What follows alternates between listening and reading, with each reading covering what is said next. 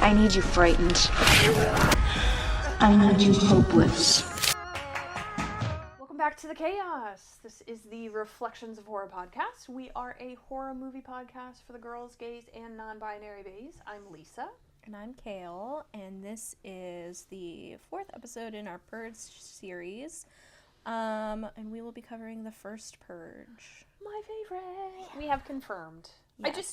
I know we're going to watch the Forever Purge, and I know it's not going to top this. Yeah, no, there's no way. And what I realized is I will make the argument. I think this is, and we talked about it a little bit in the last one, but I think this one is the most cinematic. Oh, for sure. Because I could tell it's a different rhythm when you're taking notes. Mm-hmm.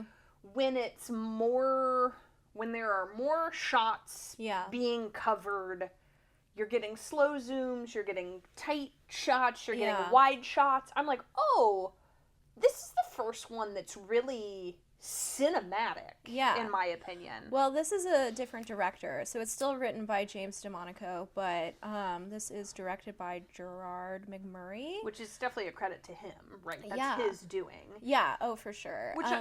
Go on. Which is interesting because I was looking at his IMDb, and he only really has one other notable credit, which is like a 2017 film called Burning Sands, which is about like black frats, and like Greek life and hazing gone wrong kind of thing. Have not seen it, but he really hasn't done anything since the First Purge, which I think is interesting. I will say, though, the only thing that clocked my interest as far as what he has done in the past, he is listed as an associate producer on Fruitvale Station, which is Ryan Coogler's first feature film. Oh, that's and cool. And you know okay. me, if you have worked with Ryan Coogler, I'm going to be down with whatever you do. True. Okay, I missed that. That's cool. So. But yeah, I thought it was interesting that it's like, this is a same writer, same universe, but like a different director that he's brought in for this. Which gave it a completely different vibe, which we'll definitely get into. Yeah. So. Yeah, for sure. All right. Let's jump into it. I love the opening of this one. It starts out with the audio of, "Who are you angry at?" Mm-hmm. And then next to the girl from election year, Skeletor, this man being interviewed, is my next favorite Purge character. Oh, yeah. He is 10 types of kooky. Yeah, he's crazy, like a bat out of hell, man. Yes. He's like super wild. Very, very good, like wild character. Yeah, I think. but we basically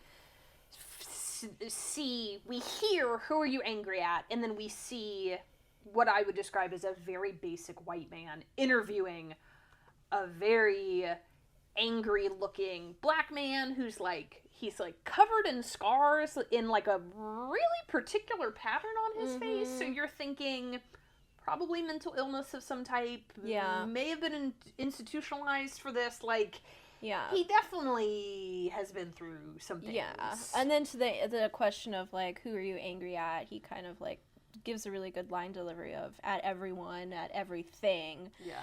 And kind of goes into talking about like his anger and how that correlates with like his drug addiction. We kind of get like the inference that he smokes some kind of hard upper, probably meth or something like that.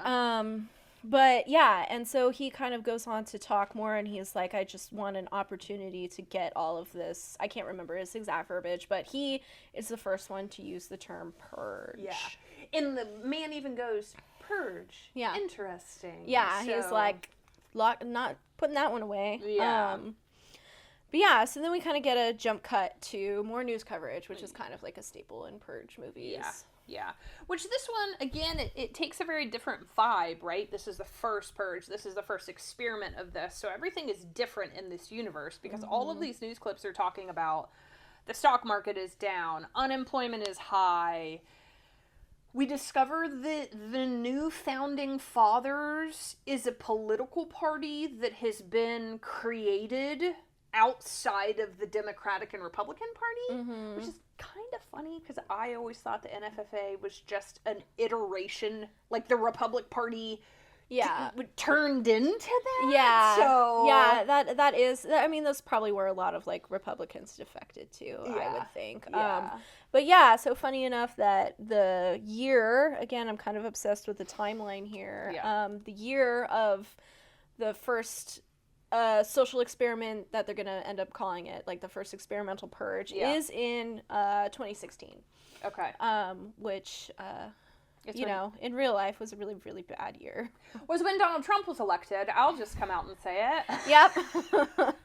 But, and then we do get like a brief interview with President Bracken, which is listed as the first elect from the NFFA. And then we get a cut, and it says Staten Island, New York, 2 days before the experiment. And I will note, I think stylistically, I like the way they did this, because I know I made fun of the First Purge movie, number one, just the Purge, about how these jump cuts was like, you could do it in iMovie. It's like the bottom left-hand corner. Yeah. These are like front and center. There's like a line cutting through them. And to me, it was more stylistic. Yeah. Just a tiny touch, but I liked it. Yeah.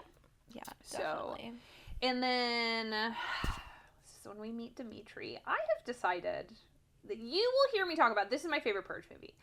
I also have decided I like Dimitri the most out of any of our characters. Yeah. Dante and Leo are fine, but like I think I have an emotional connection to Dimitri. Like the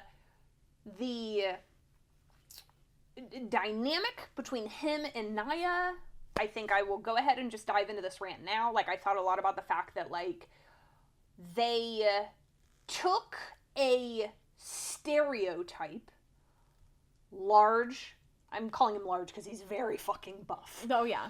Large, gang banger, leader, black man. Yeah. He's the stereotypical scary person. Yeah. What people in the NFFA are probably scared of, that are going to claim is ruining society. And this movie takes this man, and to me, he is nothing but caring, sweet, wants to take care of his community, is clearly in love with Naya. Yeah. Like, he's just a big teddy bear, and I just love him so much. So anyway, we meet him. He's running on a treadmill inside of a very lush apartment. He's watching, and he, like, clicks the TV, and there's this announcement. I'm just going to refer to it as the Purge, but in the movie, they really refer to it as like an experiment. Yeah, the social experiment that the NFFA is running. Which, like, also, just to zoom out, imagine being in a community where they're like, we're going to do an experiment on your community. Yeah. Like, you guys are... Well, it's funny because you get later footage of, like, protests and stuff and, like, signs that say, we're not your lab rats and stuff like that, which I think is really poignant and cool. But, yeah, it's, it's crazy because they just chose this community for their demographic because... Staten Island is Staten Island, particularly around these apartment towers that are kind of like coded as the projects, called Park Hill. And they were chosen because of like their demographics, which is like black. Yep, black and poor. So again, very brief. I don't think there's any dialogue in this. We just kind of see this announcement of this experiment happening in Staten Island. We then cut to a younger woman and a younger man. We learn that it's Naya and Isaiah. They're siblings living together. They live within these apartments that Kale just mentioned that are going to be kind of like... They're in Staten Island, but they're being viewed as the primary target of we should get a high level of participation from these apartments, these towers. So we quickly get the vibe of what the inside of these apartments look like. Like, her sink is leaking. She goes across the hallway to, I'm assuming, like, the landlord. Super, the super. And just then, a neighbor walks by, an older woman who's, like, kind of huffing and puffing, and she's kind of like, goddamn elevator's out again. Like, I don't have my inhaler or whatever. And then Isaiah at one point is like inside the apartment and he looks up and it's like the roof's leaking. So it's just not the best conditions. I don't want to call it a shithole, but like it's definitely not definitely great. Yeah, very like not great living conditions like at all. Yeah. Kind of stereotypical for like what you imagine like the projects would look like. Yeah. And then we cut, and then we're in another interview room with a woman and this white man, and they're explaining more to us what this experiment is. He's explaining if you stay on Staten Island during the purge, you'll get $5,000 with further compensation available for actively participating in the purge, is I think how they say it. So basically, $5,000 base to stay home, and then probably some type of bounty per kill. Yeah. For going out and killing people. And then she asked, she's like, how would you know that I stay there? And he was like, just casually, like, we'll put a tracker in your arm. That's the next step. We're gonna go put implant a tracker in you, like. Yeah. And then they give them these, if they agree to like participate, then they give them these like contacts. Oh, and I have comments about those later when we get there. So now we're down. Basically, we realize they're running these interviews in like trailers, like something you would see. I think of like a school when they don't have enough seats. They just put the trailers out and put the kids in the trailers. Exactly. Which also is just a crazy phenomenon that happens. A conversation for another day. Yeah. And then we see there's a very large crowd of people outside of the trailers looking to participate. I mean, they're going in being interviewed, and then you have the protesters. So you have a very large group of protesters, which we realize Naya is kind of the head. Yeah. The head in charge of this protest. She's got a bullhorn. She's kind of like leading the chants and the yelling and whatnot. Yep. Yeah, so she's just kind of railing on about how this is another way to keep black and brown people down, like don't take their money, don't participate, do not purge, do not participate is kind of one of her chants and stuff. And there's like a fair size of people, but there's also like a lot more people that are lined up because again, they're offering this community each member in this community $5,000 to like stay. If this is 2016 before the housing market has gone to absolute catastrophic levels, it's the projects. You have to think $5,000 is probably at least 4 months worth of rent, I would guess. You know what I mean? Like that could hold some people down for like a minute. Yeah. I would love that $5,000. I wouldn't purge for it, but I would love it if someone was like, here you go. Here you go. And exactly. And again, that's this whole concept, right? It's the human side of things and how it gets navigated. But I will say, so as we talk through this next little bit, it's very, like, to the concept of the cinematography of this, it's very choppy. So, like, you're getting a lot of information very quickly. So, like, as we talk through this, just bear with us. It's kind of how it's shot. So, because you're seeing the crowds, you're also seeing a line of news reporters that we're kind of getting information from, because one of the men reporting talks about how people going into the purge are going under psychological evaluations and then will undergo exit psych evals post-purge to see how the night affected them. Yeah. And then we jump to another interview, which, like, some of these interviews are just laying the groundwork for characters we're going to see later in the purge. Because, like, you see two women of color being interviewed. Well, I guess I don't even need to say that because everyone is of color because they're being forced to participate in this. And it's the fucking white guy basically interviewing these women. And every interview starts with, "Are you angry?" Yeah. And then usually most of them are like, yeah, we have a lot to be angry about. Yeah. So there's a little bit of dialogue of, like, I think at one point he talks about, like, them being made fun of or whatever. Like, it kind of takes a weird turn, and they're like, well, yeah, of course. Yeah, they're kind of kooky older ladies. Yeah. Kind of get that. We'll come back later. Which we see in their purge trap choice, in my opinion. And then I was intrigued, which again, I think this would probably be how it would go. In the line of reporters, there are reporters from other countries there, because one of the women is speaking a different language. So it's like, clearly this has made worldwide news that the kooky Americans are going to try this. I also found it poignant that there was a reporter doing ASL. Yeah, I did too. I noticed that also, and I was like, that's cool. Yeah. I really like that touch, actually. There's also Van Jones, who is a reporter in the real world. Oh. He was the one that was kind of drilling the doctor, and then the newest head white man in charge. Your brain is so big. Did you recognize him, or did Yeah. you find that upon Googling? Yeah, I did. He was a big MSNBC kind of pundit. Look at you actually watching the news. But also, so we kind of, it was noted in other, like, shots with, like, when they were doing, like, the newscasts and stuff, that there is, like, international kind of outrage about the purge, which I think is another really interesting, touch, because I feel like we don't really think a lot about how other countries, like, perceive us, and, like, because I always think about, like, you know, will it ever come a time where it's like, oh, we need aid from other countries because, like, the way that we're being treated is so terrible? And actually, I did learn that, like, in Germany, they do run, like, Hungry Kids in America ads, which is crazy. And we do actually get a lot of aid from other countries that we don't talk about, because we're the saviors. Yes, you know? exactly.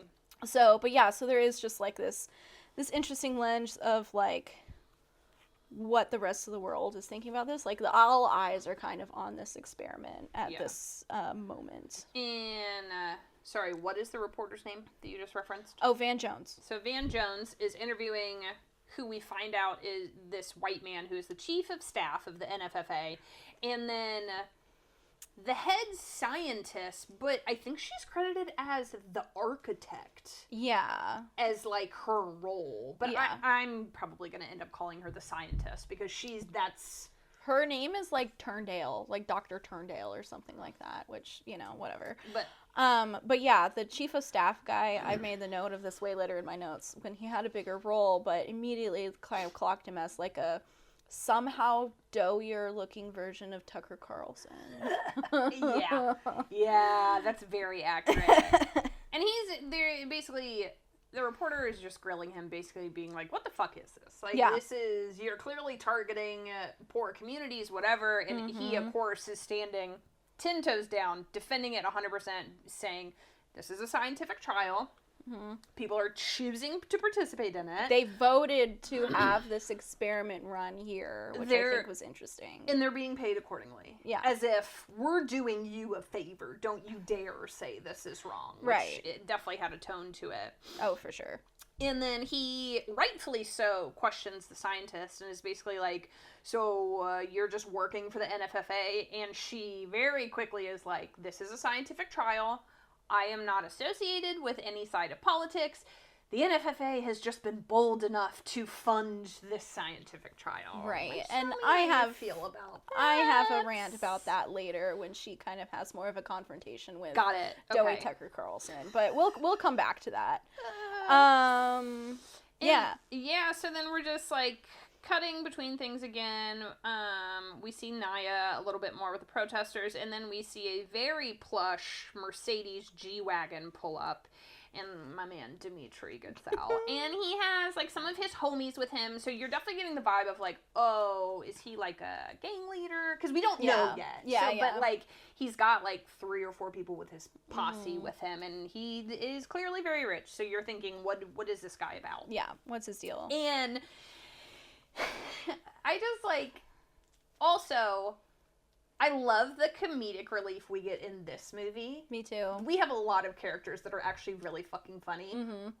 Part of which is this group of 3 older men. Yeah, their banter's really good. Yeah, he walks up to, they're literally in lawn chairs, parked up, just watching the circus. You know what I mean? As one does in your neighborhood. Oh, yeah, for sure. You see all this nonsense, like, yeah, I'm gonna be nosy and watching that, too. Yeah, and I made the note, like, one of the guys is like, just watching these regular folk just trying to think about popping each other like gangsters. Yeah.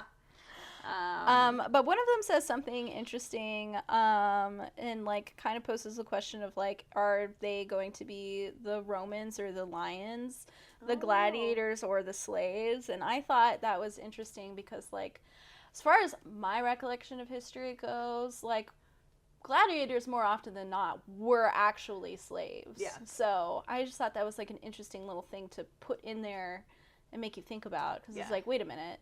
What's the difference there, you know? Yeah, that's a good point. And then we see Naya comes over to talk to Dimitri. Mm-hmm. And you're clearly like, okay, they know each other. Right. We're not getting romantic vibes yet, but you're like, okay, they have some type of past. They've come across one another in the neighborhood, basically. Yeah. And this movie is a little different in the way it's written, in my opinion, but because I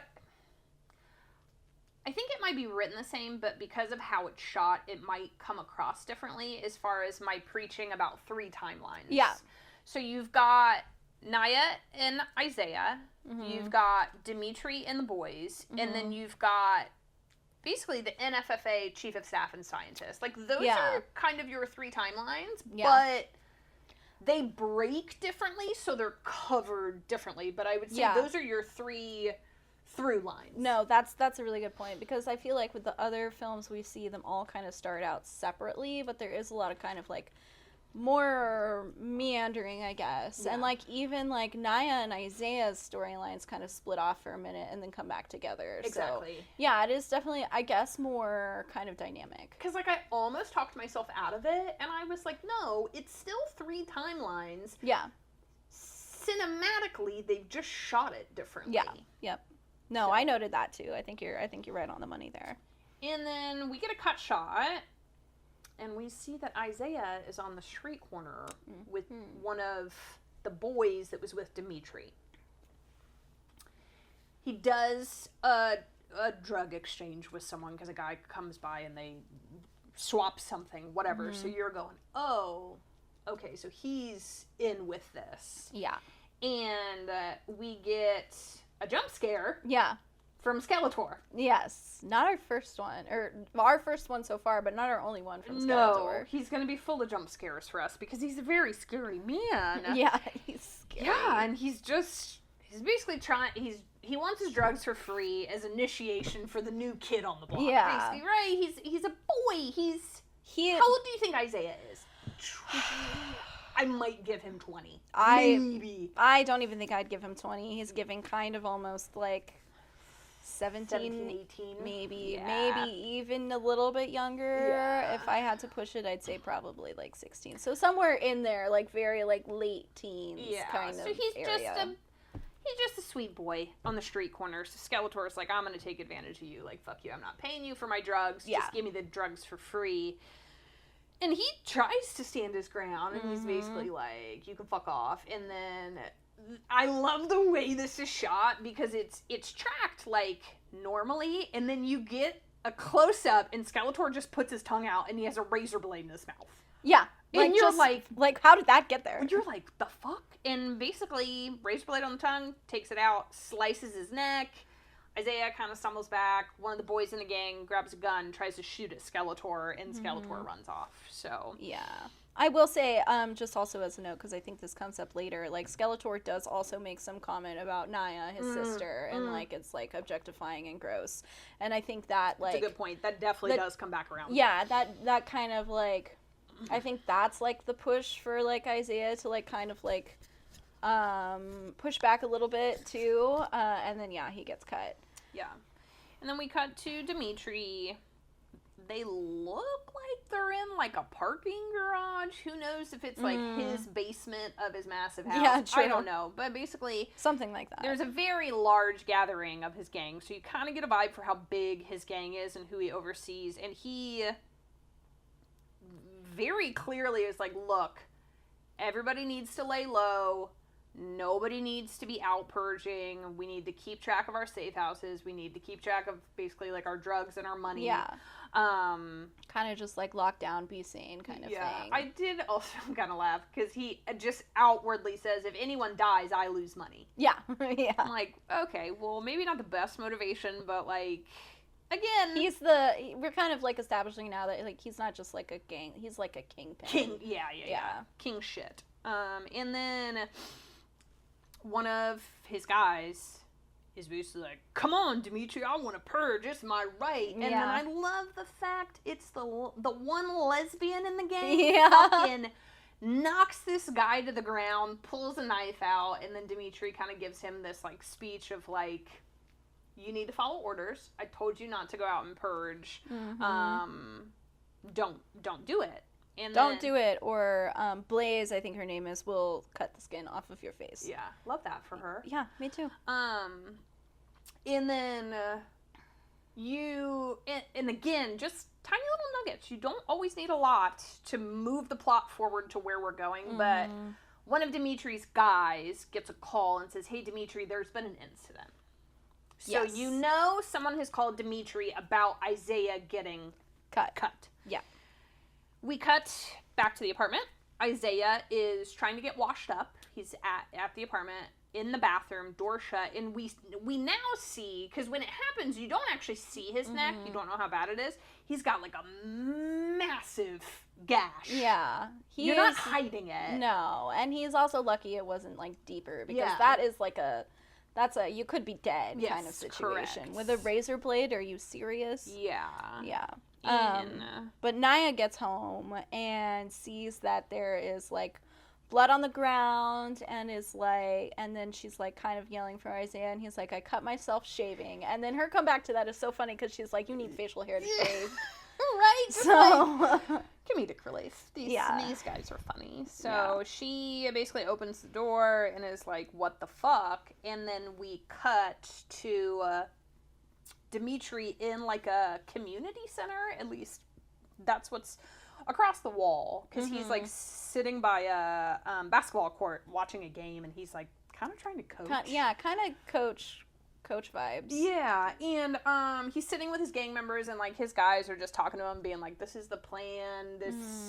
Again, kind of to what Leo was doing in the last one. It's just kind of this hodgepodge of these men talking to him, going, these people are going to be here, here's what we're doing at the safe house, yada yada yada. And in comes Naya. Oh yeah. And I feel like it paints the picture of like the type of big sister Naya is. Yeah. She like rounds the corner.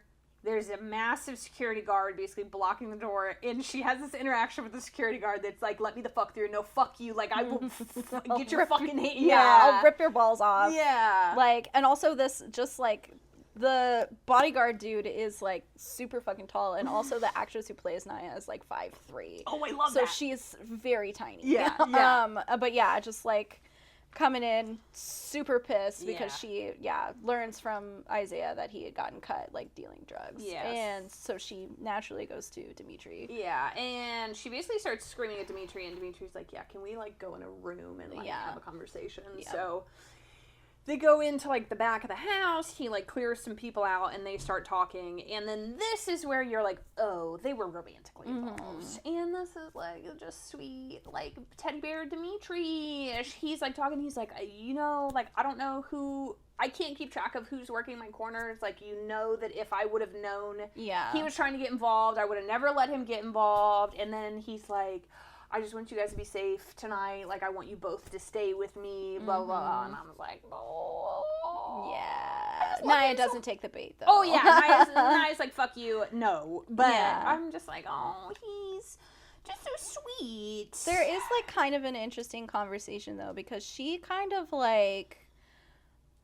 after, like, blowing up to him, like, almost like she's like, you kind of are part of the cause of why the community is like this, which is interesting.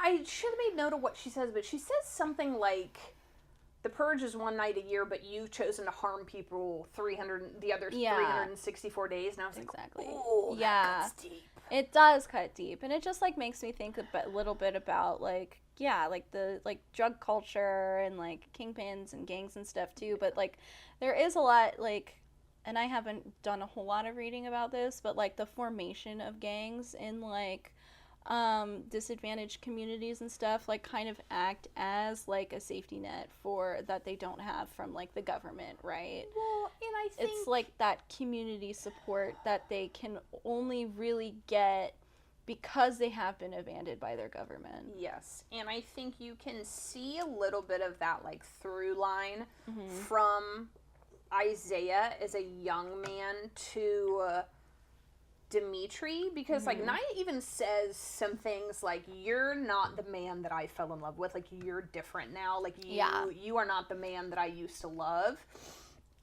And like there are some conversations between Isaiah and Naya where Isaiah is like, obviously I got involved, like how the fuck else are we gonna make it out of here? And she's like very much like, we can do this, which I think that's part of the culture you get in those settings, though, is it seems like it's always so much the women that are like, there are other options, and I would assume it's a little bit of toxic masculinity, right? Oh, like for these sure. men think they have to be the breadwinners to take care of the people in their life, and that's the easiest option. It's right in front of them. Yeah, it's right there. It's to our conversation, right? Talking about if someone gave you $5,000, right? If you're working with these people and you walk into a house and this guy is just selling drugs and has $50,000 on the table, how would you say no to that? Yeah, absolutely.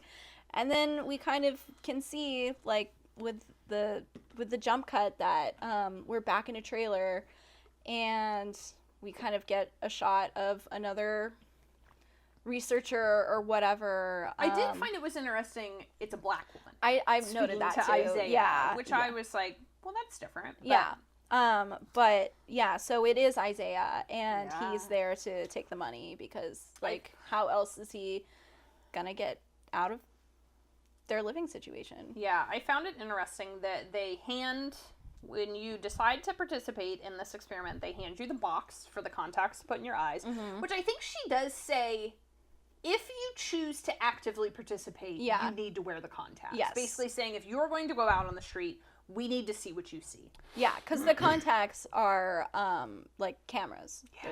They're little cameras to watch basically a live stream of whatever is going on. Well, also, and they have to track how many kills you have, so you can be paid accordingly. Yeah, true. And they also present him with the blue flower. Yeah, which is interesting because I guess that was like a symbol from the beginning. It's not something that kind of popped up later. Yeah. They just kind of instituted it from the beginning, which is just really interesting for like a propaganda device, you know? Yeah, yeah. And then we cut to a running clock of 1 hour before the commencement of the first experimental purge.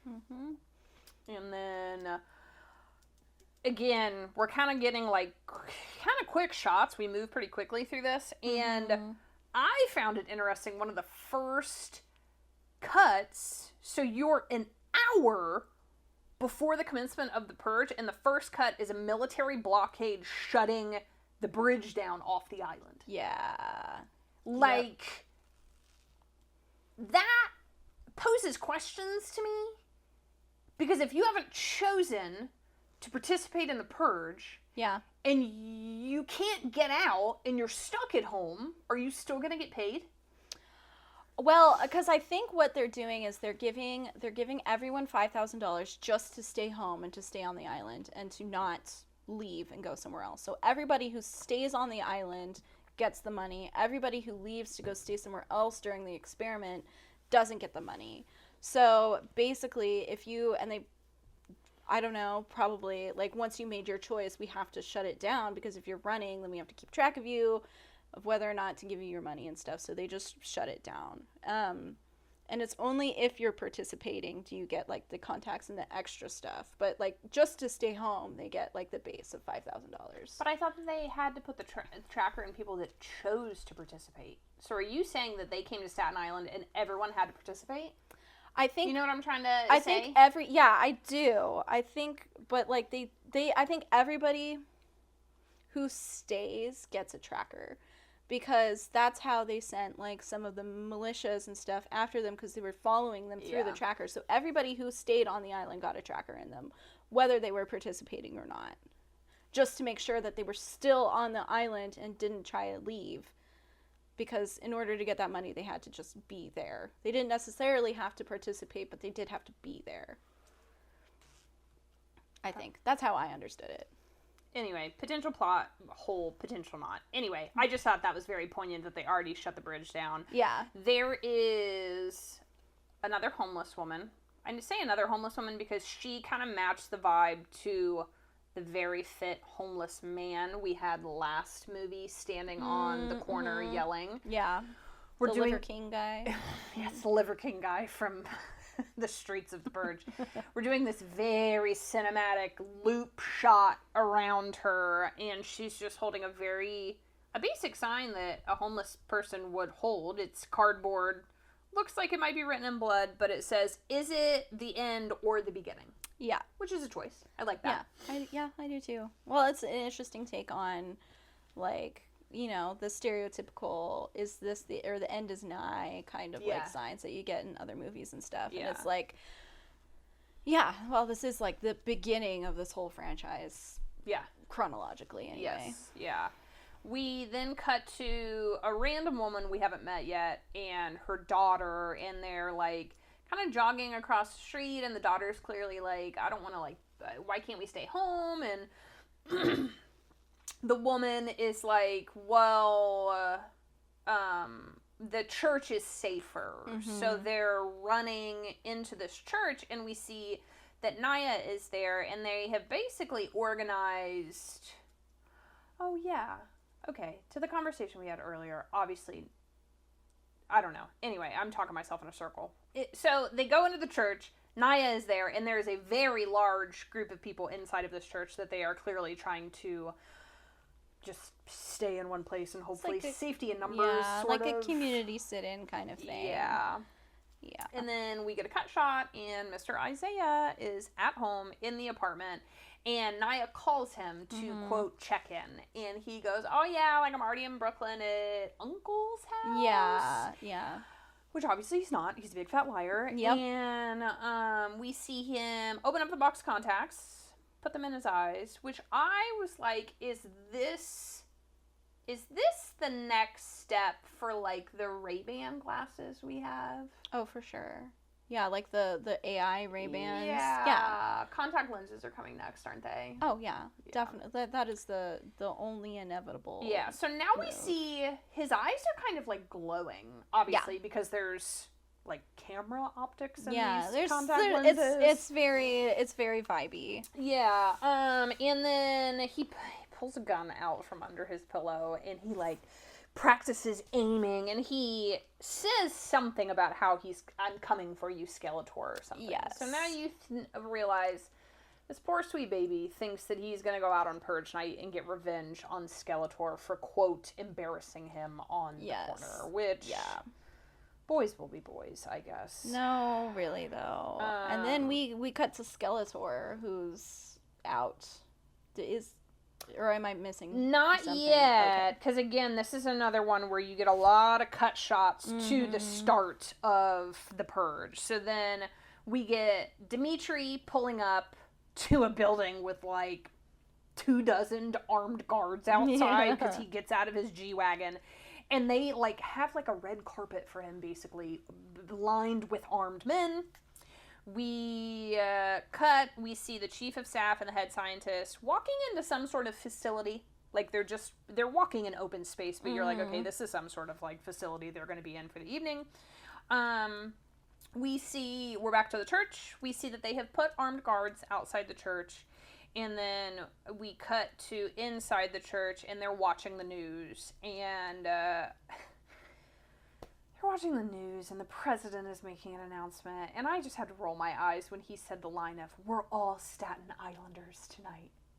Because that would be some Yeah, shit. that would be some shit they would say. I'm sure that is shit that is said whenever there's like a tragedy or something that happens anywhere around the country. That's like the platitude that's given. Yeah. So now we get the Purge announcement for the first time, technically, since this is the first Purge, but we've heard it 4 times now, so we know what we're getting.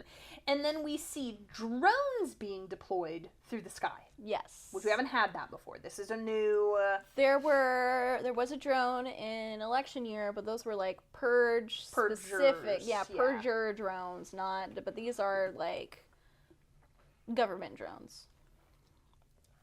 Yeah. Yeah. So now we're getting into Purge out on the streets. So we get our slow-mo introduction to the Purge, basically, because Isaiah is heading out of the towers. So we see him exit the towers. There's kind of like a little moment where like somebody screams in the distance and he grabs his gun. So like you can tell he's like scared to be out on Purge night. Obviously. He's a baby. We see the 2 crazy women from earlier that were being interviewed walking down the street with shopping carts full of baby dolls. Yeah, and stuffed animals, stuff like that. And they have like the contact lenses that are growing. Very like, again, very cinematic, very creepy, very Purge vibes. Yeah. It's kind of fun. Yeah, and blaring some type of music. I didn't make note of what they were listening to. And now we get your man Skeletor. Yes. So and he is, I called it a makeshift Wolverine setup because we see him basically taping needles to his knuckles. Yeah. I think one was needles and I think one is actual blades. No, so he's carrying like a curved blade in one hand, and as then one in the does, absolutely. And then in the other hand, he's taping the needles on, which I can't imagine. Like again, logistically, that would be very like you have to really tape them on there to be able to stab someone. And is there stuff in the needles? Yeah. Why needles? You could have gone for knives. Practicality of it.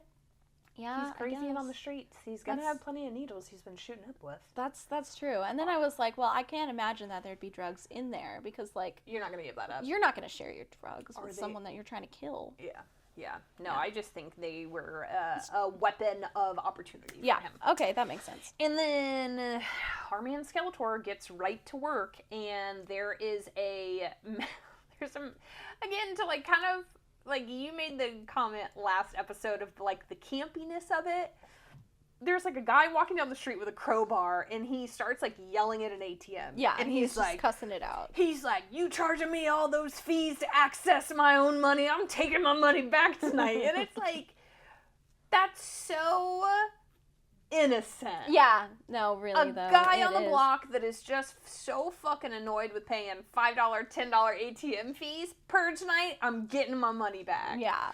So he attempts to get into the ATM, but Skeletor finds him and just, stabs him with his little makeshift Wolverine setup. Mm-hmm. Yeah. And then that's recorded by the NFFA and then eventually broadcasted on the news. We don't get there quite yet, but I don't know. I think Skeletor is really interesting because, like, clearly I feel like this is like what I think about most, like, kind of like drug addict-y kind of crazy characters is just wanting to know more about their backstory. Yeah.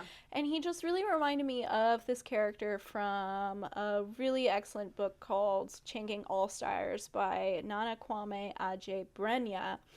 And that basically is like the premise of Changing All-Stars is it is death row or lifelong inmates put in gladiator matches against each other to win, like, high freedom, which is, like, last one standing gets to walk and not be executed or spend the rest of their life in prison. And there is this one character, I think his name was Kraft or something like that, and he was also very, like, crazy, very kind of, like, unstable killer character who had previously been, like, horribly tortured by this device called I don't know, it starts with an I, something like that. So, like, you're walked through the story of how this character got here. And the interesting thing about Changing All-Stars is that everybody is there for a reason. They've all done something to end up in prison, right?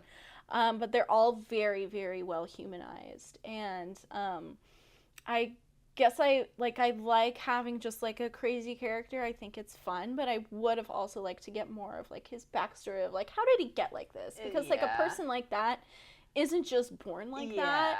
And I think that having a character be evil for evil's sake isn't super realistic to me, because I don't really think that people are like that. Yeah.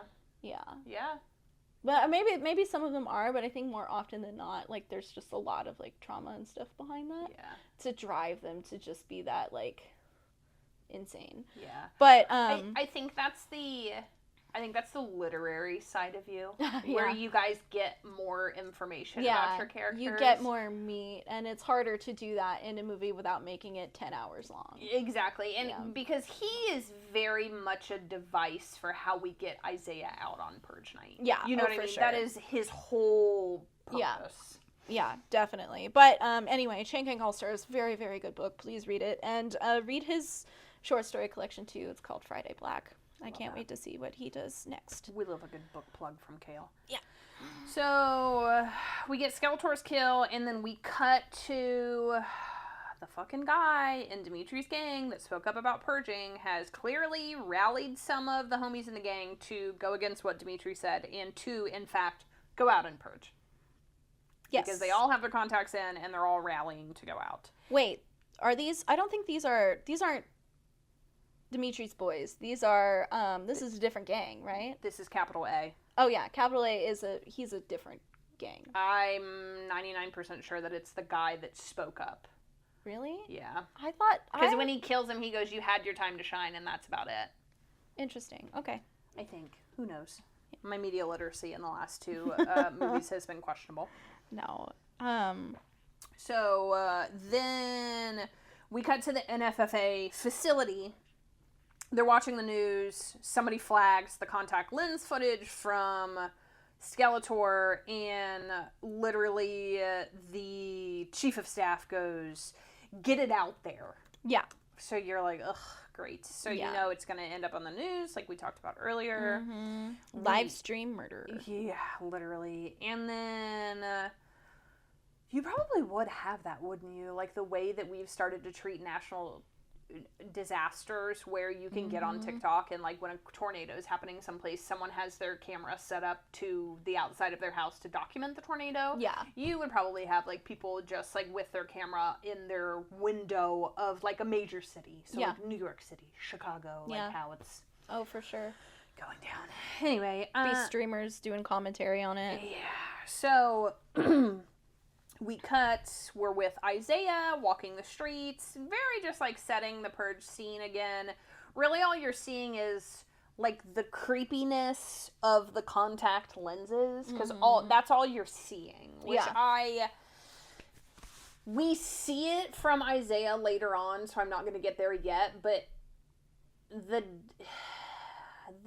obviously they want the contact lenses to track Purge Night, but it is also such a liability for people participating in the Purge because they give your location away. Oh yeah. Well, they don't care about that. They don't care if it's like a literal shining beacon. They just want the footage. And that's why I was interested too in like for the pre-interviews with the people who are participating versus like, oh, you get an exit interview, and I'm sure they're keeping track of the number of people who actually are still alive for like the exit interviews too. I guess that's part of it. Yeah. Then we cut to Dimitri, and he is on a rooftop, which I just don't think I would be on a rooftop. I just think it's a very vulnerable place to be. I think you could be taken out from fucking anywhere. Maybe if you're higher than everyone else, it's okay. I don't know. Anyway, so he's on a rooftop.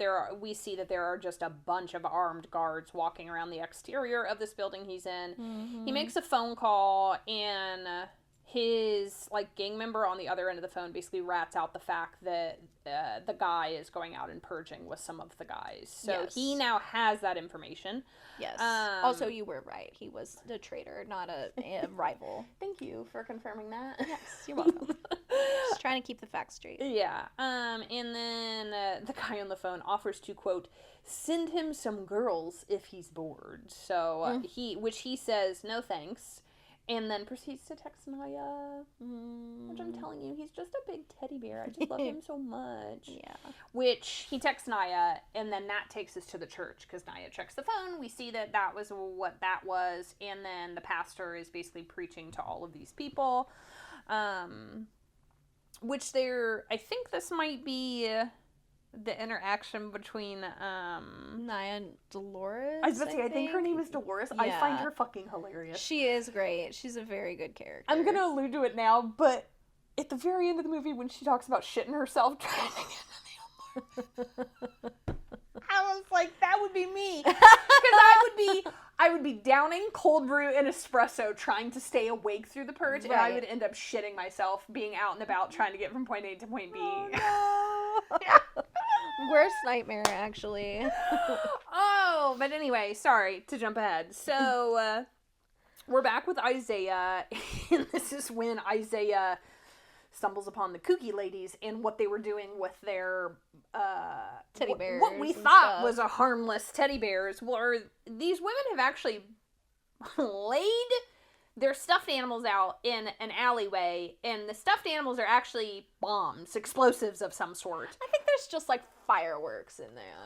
You know, I think it's just like they're not like fire bombs. They're just like, you know, there's different colors and stuff as they're going off, but it is really, and they're just like sitting on the step watching, having a great cackling. Because and I love that for them. Yeah, because he walks down this alley, and of course, sweet little Isaiah sees one on the ground and picks it up. Which, like, if you're on purge night, don't pick anything up outside because people be booby trapping shit. Everything. And he sees on the backside that there's like a timer, to which it clicks. He basically goes, "Oh shit." Drops it, and he has to like run through them. Yeah. So they're all going off then. Yeah, and he runs, and we see a cut. It's not a cut shot, because he runs, and that basically takes us to the guys from Dimitri's gang that are out purging are looting a pawn shop. Mm-hmm. So we get that, and then from there, because he sees that and basically tries to get away from that, he rounds a corner and bumps into some of the other gang members, and they kind of have like a standoff because you don't know who it is, and then it's like, everybody calm down, we know each other. Yeah. The guy in the gang basically calls him out. He's like, "Oh, you out looking for Skeletor after he embarrassed you?" So like, he knows immediately what he's doing, and then he's like, "Well, hey, we're headed to the Purge block party if you want to come." Yeah. Which is, I love this scene with the Purge block party. I think it is so fun. I put in all caps in my notes, I love parties in horror movies. Me too. Yeah. Because you're out on the street, it's Purge night, and then they round this corner, and it is just like music bumping, people twerking, everybody's dancing, drinking, having a good time, getting their $5,000, and going on their merry way. Yeah. And it's like aesthetically so cool. I love the color. I love like just like the moment of just like fun and joy and stuff. And like, this is like, because like, meanwhile, while all this is going on, you're kind of getting like, maybe we don't get there quite yet. It's but right like, now the cut to the NFFA complaining about it. Yeah, it's right. Yeah, they're pissed because there's not enough participation. Yeah. And there's like a guy viewing the cameras, and he goes, "It looks like there are parties going on." Yeah. Like, kind of like that. Yeah, and like, that's really cool. But especially with like, you know, I don't know, like the concept of block parties and just like overly police communities and stuff. Like, this is their chance to have fun because there are no police around. Yeah. So, and just like there's petty crime and stuff happening and stuff too, but it's like a lot of like, it's more community like coming together and just enjoying themselves than like the NFFA really anticipated. Yeah. And I just really liked that touch. Yeah. And plus, just aesthetically, it's really cool. It's such a vibe.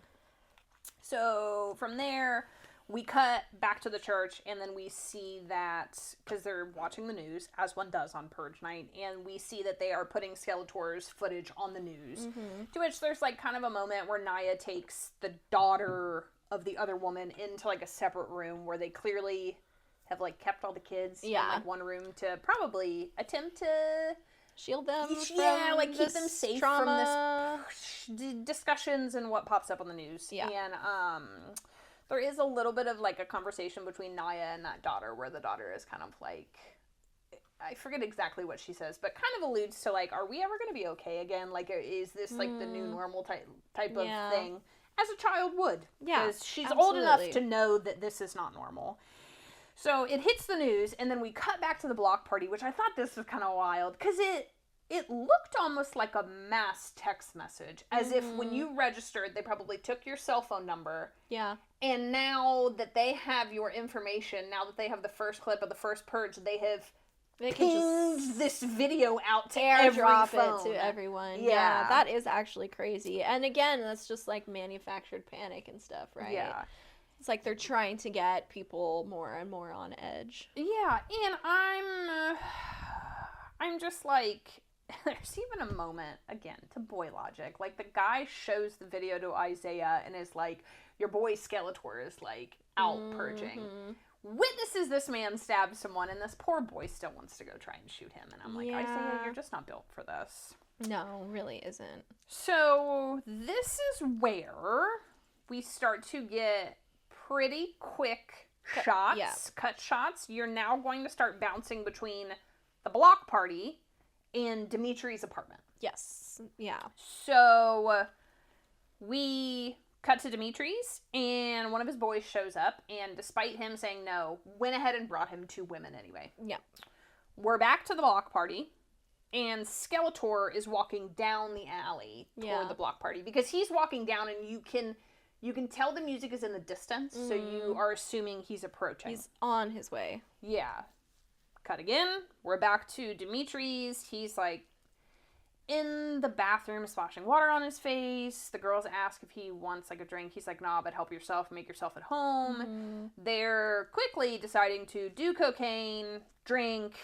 They're giving escort vibe. Yeah. They're scantily dressed. They start to kind of seduce Dimitri, and one is seated on the pool table, kind of straddling him, and the other one looks like she is dropping to her knees in front of him, when homegirl on the pool table pulls a knife out of the pool table, like, pocket. Yeah, which is crazy. She just slipped that in there when she came in. I guess. Like, that's so great. And again, this is when you really start to ramp up the tension of the purge, because it starts to cut what feels like pretty quickly. Yeah. And so you know they've got a knife. They're back at the block party with Skeletor. And some poor girl decides to come up and dance on Skeletor, which I'm like, that's a choice. I don't think that's a gentleman I would approach to dance with. Probably not. Yeah. But it would have been nice if he would just be like, oh, okay, a pretty girl. I don't need to purge now. Yeah, like, you know? It's a shame that he didn't get caught up in that, but he was in fact there for one reason and one reason only. Which is to murder people. Yeah, and then we're just getting cut shots, right? We're back with Dimitri, and the women have clearly started to attack him, and they're, like, just fucking all over the apartment. He's, like, trying to throw him off, and I said the woman with Skeletor, that Skeletor was dancing with, gets Wolverined because he stabs her with the needles. And then we're back with Dimitri, and then we're back with Skeletor, who is now making his way through the crowd, stabs 2 more people. So it is incredible to me that, and I mean, there's a lot of people in the street, but the fact that this man was able to kill 3 people before someone noticed and screamed to clear everyone out. So, a woman screams, everybody clears out, starts to run, and Isaiah is standing behind Skeletor with a gun drawn. Yes. Then we cut to Dimitri, before we really get into that, and Dimitri basically has both women on the floor, choking them out, and is basically like, who sent you and how much did they pay you? Yeah. And that's when they're like, Capital A did it, like, we're so sorry, D, like, we don't have beef, but, like, he offered us, I think the way they say it is, like, he offered us more money than we would ever see in this lifetime. Yeah, So, yeah, which is... Again, a money motivator. Yeah. These people, it's hard out here, you guys, and if someone's going to throw money at you, it just starts to ask, it opens up that question of, could you be... Yeah. Bought. Yeah. Well, it's especially when it's like survival on the line, right? Especially when it's like, it's not even just like luxury. It's like, oh, I have bills to pay and like people to feed, including myself, kind of thing. Yeah. Yeah, just the inherent nature of exploitation under late stage capitalism. It's great. Just gonna put that in there. Just plug it. Then we cut back to the Skeletor and Isaiah conversation, and basically all I put was Isaiah gets his ass beat by Skeletor again. Like, yeah. Well, okay. So, also Skeletor has an X on his forehead, which I thought was a crazy touch. Yeah. He's like, try it. And basically Skeletor knocks the gun out of Isaiah's hand, and Isaiah books it. Yeah. He's like, no, I'm out of here. And then like Skeletor is kind of screaming after him. He's like, I'm gonna find you. Yeah. Like, nice try. But yeah, so Isaiah is running and ends up hiding somewhere and calls his sister. Yes, and we get a cut to the NFFA offices, and the scientist is discussing how people are beginning to participate, and the news is reporting largely that, like, looting and vandalism is the most active things that they're seeing, and there's not much violence. No. But yeah, we're back in the building, and then this is like in that abandoned building with Isaiah. That's when it definitely comes apparent, because it's not abandoned. You see the contact lenses of other individuals in there, so you're like, oh shit, he just ran into like where other people are. Yeah. And he's like, he trips at one point and like gashes his leg, and then he's hiding, and that's when his phone. Does his phone buzz, or does he call Naya? Naya calls him, and then he answers, and he's like, I'm in trouble. Yeah, he's like, I lied. I'm not in Brooklyn. Like, please come get me, big sister, as a little sibling does. But as he's trying to hide, he, like, shuts his eyes at one point, and I was like, oh, yeah. And then he obviously does just take the contact lenses out, because you have to. Yeah, and I think that this is, like, I don't know, like, this whole dynamic with, like, him wanting his sister to come get it just really shows, like, how, like, young and, like, immature he was, because I think he really went into going after Skeletor maybe with the guise of, like, for his sister's honor or something, but really it was because he was embarrassed. Yes, yeah. And he got cut, so it's just, like, kind of a really really clear example of just, like, the like, toxic masculinity, right? Because it's like, because, like, if it was really for his sister, he probably wouldn't have called Naya to come get him by herself. Yeah, exactly. Because, like, literally putting her in a shit ton of danger. Because he's a scared little boy, and he's just a sweet little baby. Yeah, and his, like, lived circumstances didn't allow him to be just a scared little boy. He has to, like, do this stuff to survive, and he is brought up under this umbrella of, like, toxic masculinity that is, like, a linchpin for surviving in this environment. So I don't know, I just thought that was interesting. No, 100%. So then we come from abandoned building with Isaiah, we cut to Dimitri, and he is rolling out with some of his gang members to go take care of Capital A, basically. Yep.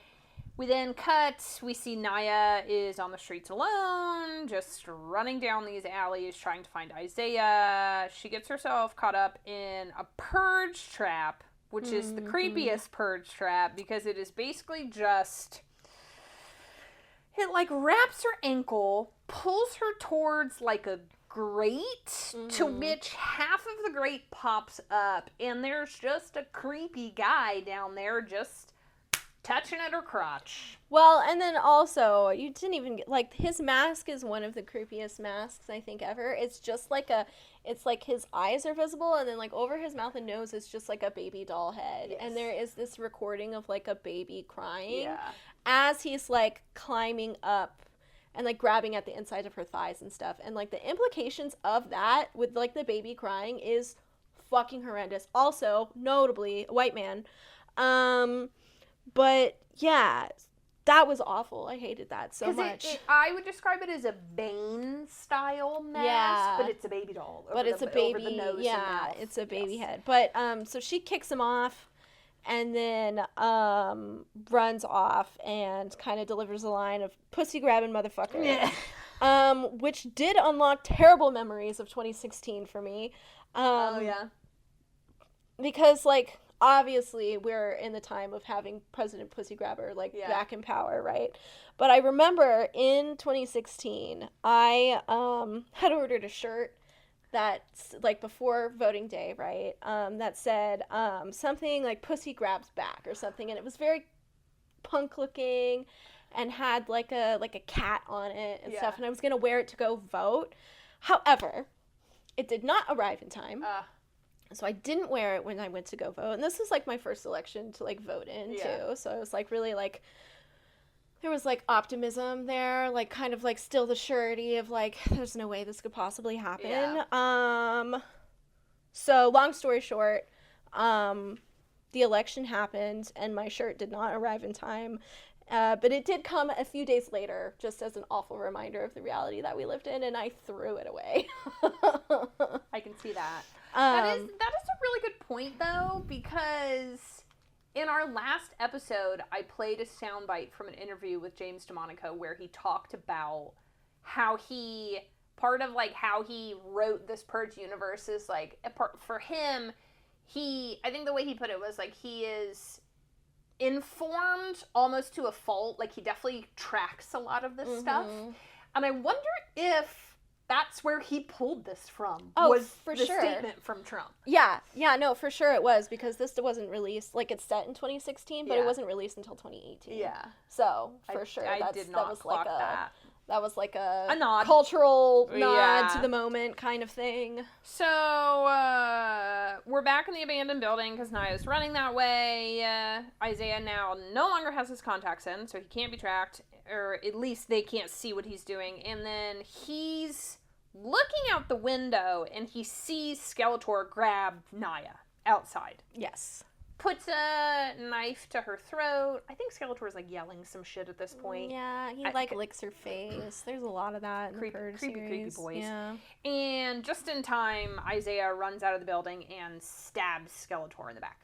Yeah, with, like, a big piece of glass. Yes, and then they run off together. And then we are back in the Dimitri timeline because we see the two escorts, like, in front of a car, and it's, like, some type of meetup, basically, where Capital A is there, and he's basically like, how'd you guys do? Like, da-da-da-da-da. And then, surprise, it's not a meetup with them. This has clearly been choreographed by Dimitri, because out pops It's an ambush. all of the guys and just puts guns to his head. And this is basically where Dimitri, like a good kingpin, walks out of the darkness. And Oh, yeah. Very stylish. gives him that line of, like, you had your opportunity to be on top and you fucked it up, so I'm gonna go ahead and take care of you. Yep. He very clearly, again, because he has morals, he puts a bullet in Capital A's head, tells his guys to get rid of the other guys. The girls can go, just make sure they never come back, set foot on the island Yeah, again. So they're again, just exiled, not killed. I am sparing your life. Mm-hmm. You are a danger to me because you have proven you can be bought, so you will have to be off my island, but you can live. Yeah. I'm okay with that. Yeah, acceptable. Yeah. And then we get jump cut back to the NFFA headquarters situation, and they're looking at the numbers again and just kind of, like, upset that the numbers are so low. Yeah. Doe Tucker Carlson is really pissed off, and she's like, and then the doctor, Dr. Turndale or whatever, is like, the socioeconomic group, they're not behaving as I predicted. It's an experiment, there are variables, blah, blah, blah, blah, blah. And then she's, like, almost surprised when Joey Tucker Carlson is, like, angry. Yeah. Like, she's like, what did she say? She's like, it's like an experiment. Like, this is not, like, she said something that is like, science doesn't obey the rules of politics. And, like, her audacity is really crazy to me, actually. You know what, though? I had this thought of, like, I feel like sometimes people who work in, like, academia or, like, this scientific realm of running studies and whatnot really get lost in the sauce a little bit. Yeah. And sometimes will completely lose the plot of the implications of their little scientific experiment. Yeah. Yeah, for sure. And it's also, like, for me, because this was NFFA funded, right? And this is a thing in, like, real life, like, corporate and political funded research, that it's like, you can't, why would you ever be able to trust those results? Because this party who is taking a particular position on this is paying for your research, and then you come up with results that they don't like. How are they going to get you to spin that? And if she's a scientist who's been working in science or whatever for years and years, she should know about this phenomenon, and she shouldn't be surprised that he's pissed off about it. Yeah. I think it's just like it's just like purposeful ignorance to it. Like, she's trying to escape this. And then also just the ethics of, like, this kind of experiment is crazy. Yeah. It's insane. That's the other thing, is it's like, no, You can say that this is, like, not politically motivated. It's like a psychological experiment or whatever. But, like, no, it is. in the actual scientific realm and, like, research and getting approval, there is no way that this would actually be an experiment that would ever be cited by anyone. No, absolutely not. It's completely insane. So it's just, like, her, like, again, it's like this self-righteousness of, like, I'm a scientist, I'm just here to analyze the data. And it's like, shut up. Shut up. You know what you're doing. You know you're fucking complicit in this nonsense. You can't, like, play the victim here. Yeah. I was just looking at the numbers. Like, because this whole idea is insane. Yeah, that's fair. That's my rant. And then I will say the only other thing to note in this interaction, the chief of staff disappears to take a phone call. Yeah. Because that's going to come back around. Oh, it sure is. Because he's not taking a phone call. He's going to he's do making some a phone. shit. Yeah. Yeah. Mm-hmm. We go back to Isaiah and Naya, who are trying to make their way back to the church. We get a little jump scare from a man in, like, a really fucked up mask. Because it's like it's like the front of his face is kind of, like, domed out, and then the front circle of where his mouth should be there's like a circle of what appears to be human teeth. Yeah. Oh no, definitely one of the scarier masks. And he's got a gun. He pulls it on them, and you're thinking, oh, they're not gonna make it out of here. And then, like a psychopath, he starts shooting, and it's just a water gun. Yeah, which is crazy. Because I'm like, why would you go out on Purge night with just a water gun? That is a gamble. That is a gamble for sure. A very realistic looking water gun though. Yeah. But this is because, like, in this moment too, like, he's kind of, like, has them both at water gun point, and water gun point. and is, like, again, like, leering at Naya. And then, like, Isaiah goes, he's like, hey, that's my sister. And then he's like, definitely looks That's like he's true. gonna shoot them.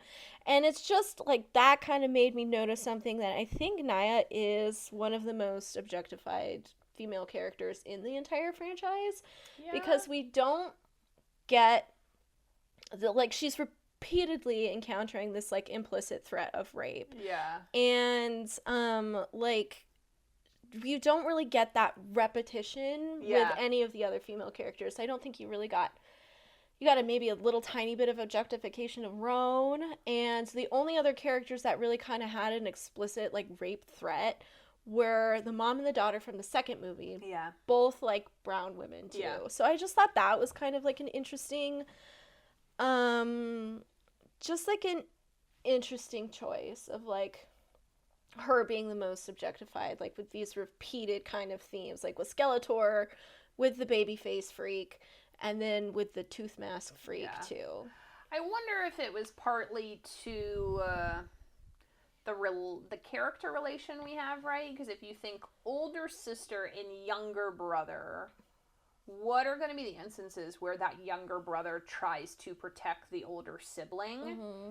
And I just wonder if he felt like the risk of that sexual objectification is going to be the most common for a sibling to be like, hey, hands off. Yeah, maybe. Instead of just purely physical threat. I don't know, because it's that concept of like, from a physical threat perspective, you're like, he is a child. Come on. He's a baby. Yeah, I don't know. I don't really know what the answer for that was, but I did think that it was like an interesting choice, and that's kind of some of the threads that we still try to keep, even in our new format of just like, why do certain storytellers make the decisions that they make to do this? Yeah. And then the last bit of the scene is, I refer to them as a KKK-esque biker gang, because this group doesn't have the hoods. We see the KKK hoods later. Yes. But this gang is just in like all white garb with some sort of insignia. I couldn't really catch it because I'm blind. So, you know what they made me think of is the Unite the Right rally boys from like Charlottesville in 2017. Again, 2017, this came out in 2018, so there had to have been some influence there, but like, you know, they were all wearing like their white shirts, their khakis. I knew they looked familiar. Yeah, so there's like a biker gang of them, and they're all rolling in, and Isaiah makes a point of saying, where the hell did they come from? Yeah. So, we cut to a news broadcast reporting that there's an interesting trend of purgers wearing masks, to which we see like several clips of purgers doing a variety of things with masks on. Mm-hmm. And the news broadcasters question if it's based around shame in participating, which I thought was really interesting. Yeah, if it's shame or ritual. Yeah. And that is an interesting thing to think about too, because like, well, and it also kind of draws back to, because I know like the KKK, right? Like they wore their masks because they were all like notable figures in public, right? So that's why they had to wear masks to hide the fact that they were racist, evil people. But like just in like the greater Purge universe, like, yeah, you don't want to, I don't know, you don't want to go the day after the Purge and be like, I saw you breaking into my store. What's wrong with you? You know? Yeah, I mean, I think there's a multitude of like answers to that question, right? Yeah. But, yeah. I mean, I think I would wear a mask if I had to be out and about killing people. True. But so then we are back in the car with Dimitri discussing. They like kind of have like a silly little interaction where he kind of tries to like allude to like, well, I just killed Capital A on Purge night. Like I should feel better now. Right? Yeah, like, my soul making fun of Purge propaganda. Basically, my soul should be cleansed. Blah blah blah. And then we have this back and forth where they're driving. They look out the window, and there's a couple just fucking on top of a car, just going to town, and they're like, "Oh, I could purge like that." Da da da da. And then bam, they get absolutely T-boned by a truck. Yeah. So it's very quick again. They are now obviously flipped on the top of their car. So he comes to. They see masked men in blue shooting up the other car, because when Dimitri goes out, he's in like kind of like a caravan, which I love the way they like shoot him, because it's it looks like two very nice SUVs, his G-Wagon, and then a big SUV, and then we always get these high shots on the road of them rolling out. So they always have two cars together, and these men are shooting up the other car, and we learn very quickly that Dimitri is very skilled at killing people, because he basically crawls out of this vehicle, gets behind the guy. I forget if he like snaps his neck, takes his gun. Like it's just a very quick like military-esque maneuver, which we have talked about. Our main men always seem to have this military background. Yeah. Which I think later we do learn that he did, because this might happen a little bit later, but once the remaining people kind of like get out of the car and they're all looking, and they kill these masked people that like T-bone them. They're looking at their arms and they all have like mercenary tattoos. And he's like, yeah, I saw these when I was overseas or something like that. Does Dimitri say that, or does one of his boys say that? I actually don't know. But that is a good point. I did not connect that. But yes, so they make that connection by these tattoos, and then they take the headset from one of these guys, and they realize like a foreign language talks at one point. It's like Russian. Yeah, and then we get an English one. So then it's like kind of the question of, have the NFFA dispatched these mercenaries and they're all connected on the same comms? Seems like a stupid move. Yeah. You know? Are they not using like code names? Yeah, I don't know. Just an open line. Yeah. But I guess probably they don't expect that they're going to be in any danger, right? These are all people who have body armor and machine guns and government backing. So why would they be afraid of possibly getting infiltrated? Yeah. But so he has that, and then he makes a phone call to get more of his boys there to help out, and then we cut to Isaiah and Naya trying to get back to the church, and they round the corner and realize that the KKK-esque biker gang has made it to the church, and they're screaming, and you see one guy basically get like thrown down the front stairs and shot, so you're thinking, oh, they just went in and wiped out this church. And we don't go any further than that, because then we cut back to the NFFA headquarters, and they're discussing how the footage is showing rapid escalation and violence across all these screens. Basically, they went from all of them being inactive to now every screen has people being murdered on it. Yeah, which is... And the scientist, as a scientist would, goes, this makes no sense. Why are people randomly going out and deciding to purge now when we haven't seen this all night? When all of my analytics predicted it would drop off in the night and like pick up in the beginning and then go back down. And like any good chief of staff in government, he goes, don't fucking question it. Yeah, he's like, this is good for both of us, I think is what he says explicitly. Then we're back with Naya and Isaiah, because the biker gang has pulled off, so they go towards the church, basically to see, is anybody alive? We get a jump scare. The woman with the daughter grabs Naya's arm, so now we see that they're alive. They made it. Yeah, they were hiding outside, basically, and I think she asks about Dolores, and the woman's like, I don't know, like, we all just kind of scattered, I'm not sure, so you're thinking, she's probably dead, whatnot.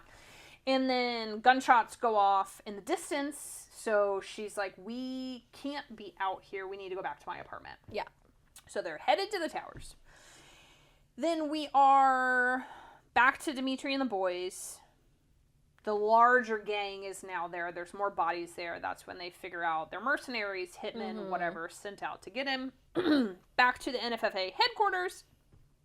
The scientist spots the KKK-esque biker gang on the cameras.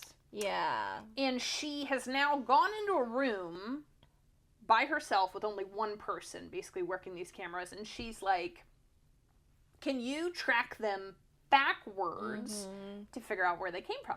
Which I was like, that's actually really fucking smart. That is smart. I don't know if I would think that quickly. Yeah.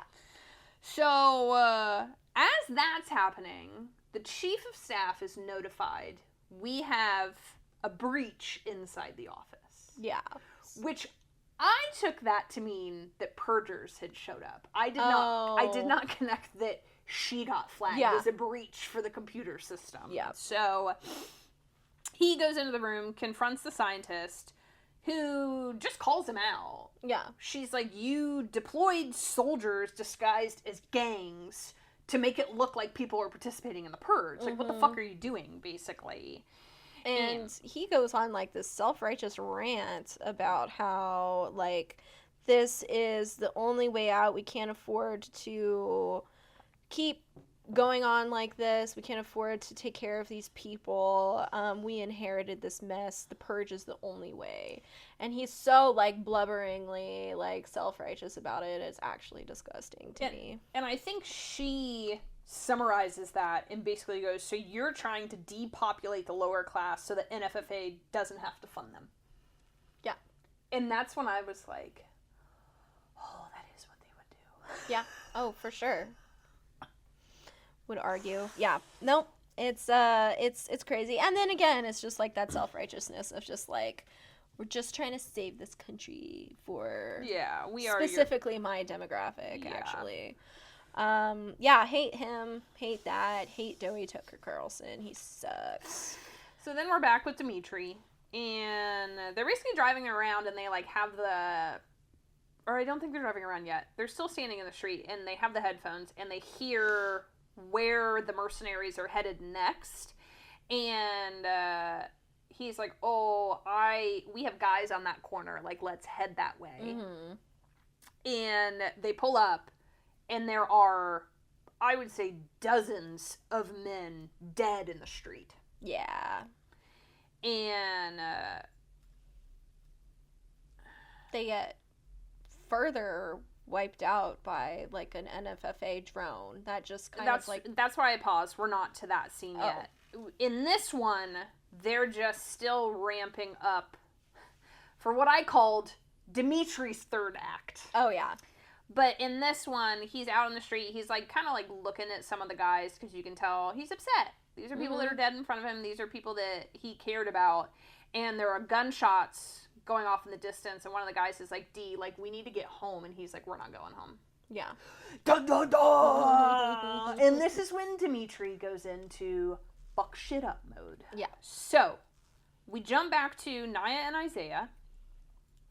And now the mom and the daughter are with them. Mm-hmm. And we see a truck of actual KKK members, hoods and all. Hoods and all. Which I had the question, obviously I don't know the hood coloration of the KKK members, but I found it very poignant that the color hoods they're wearing are red, white, and blue.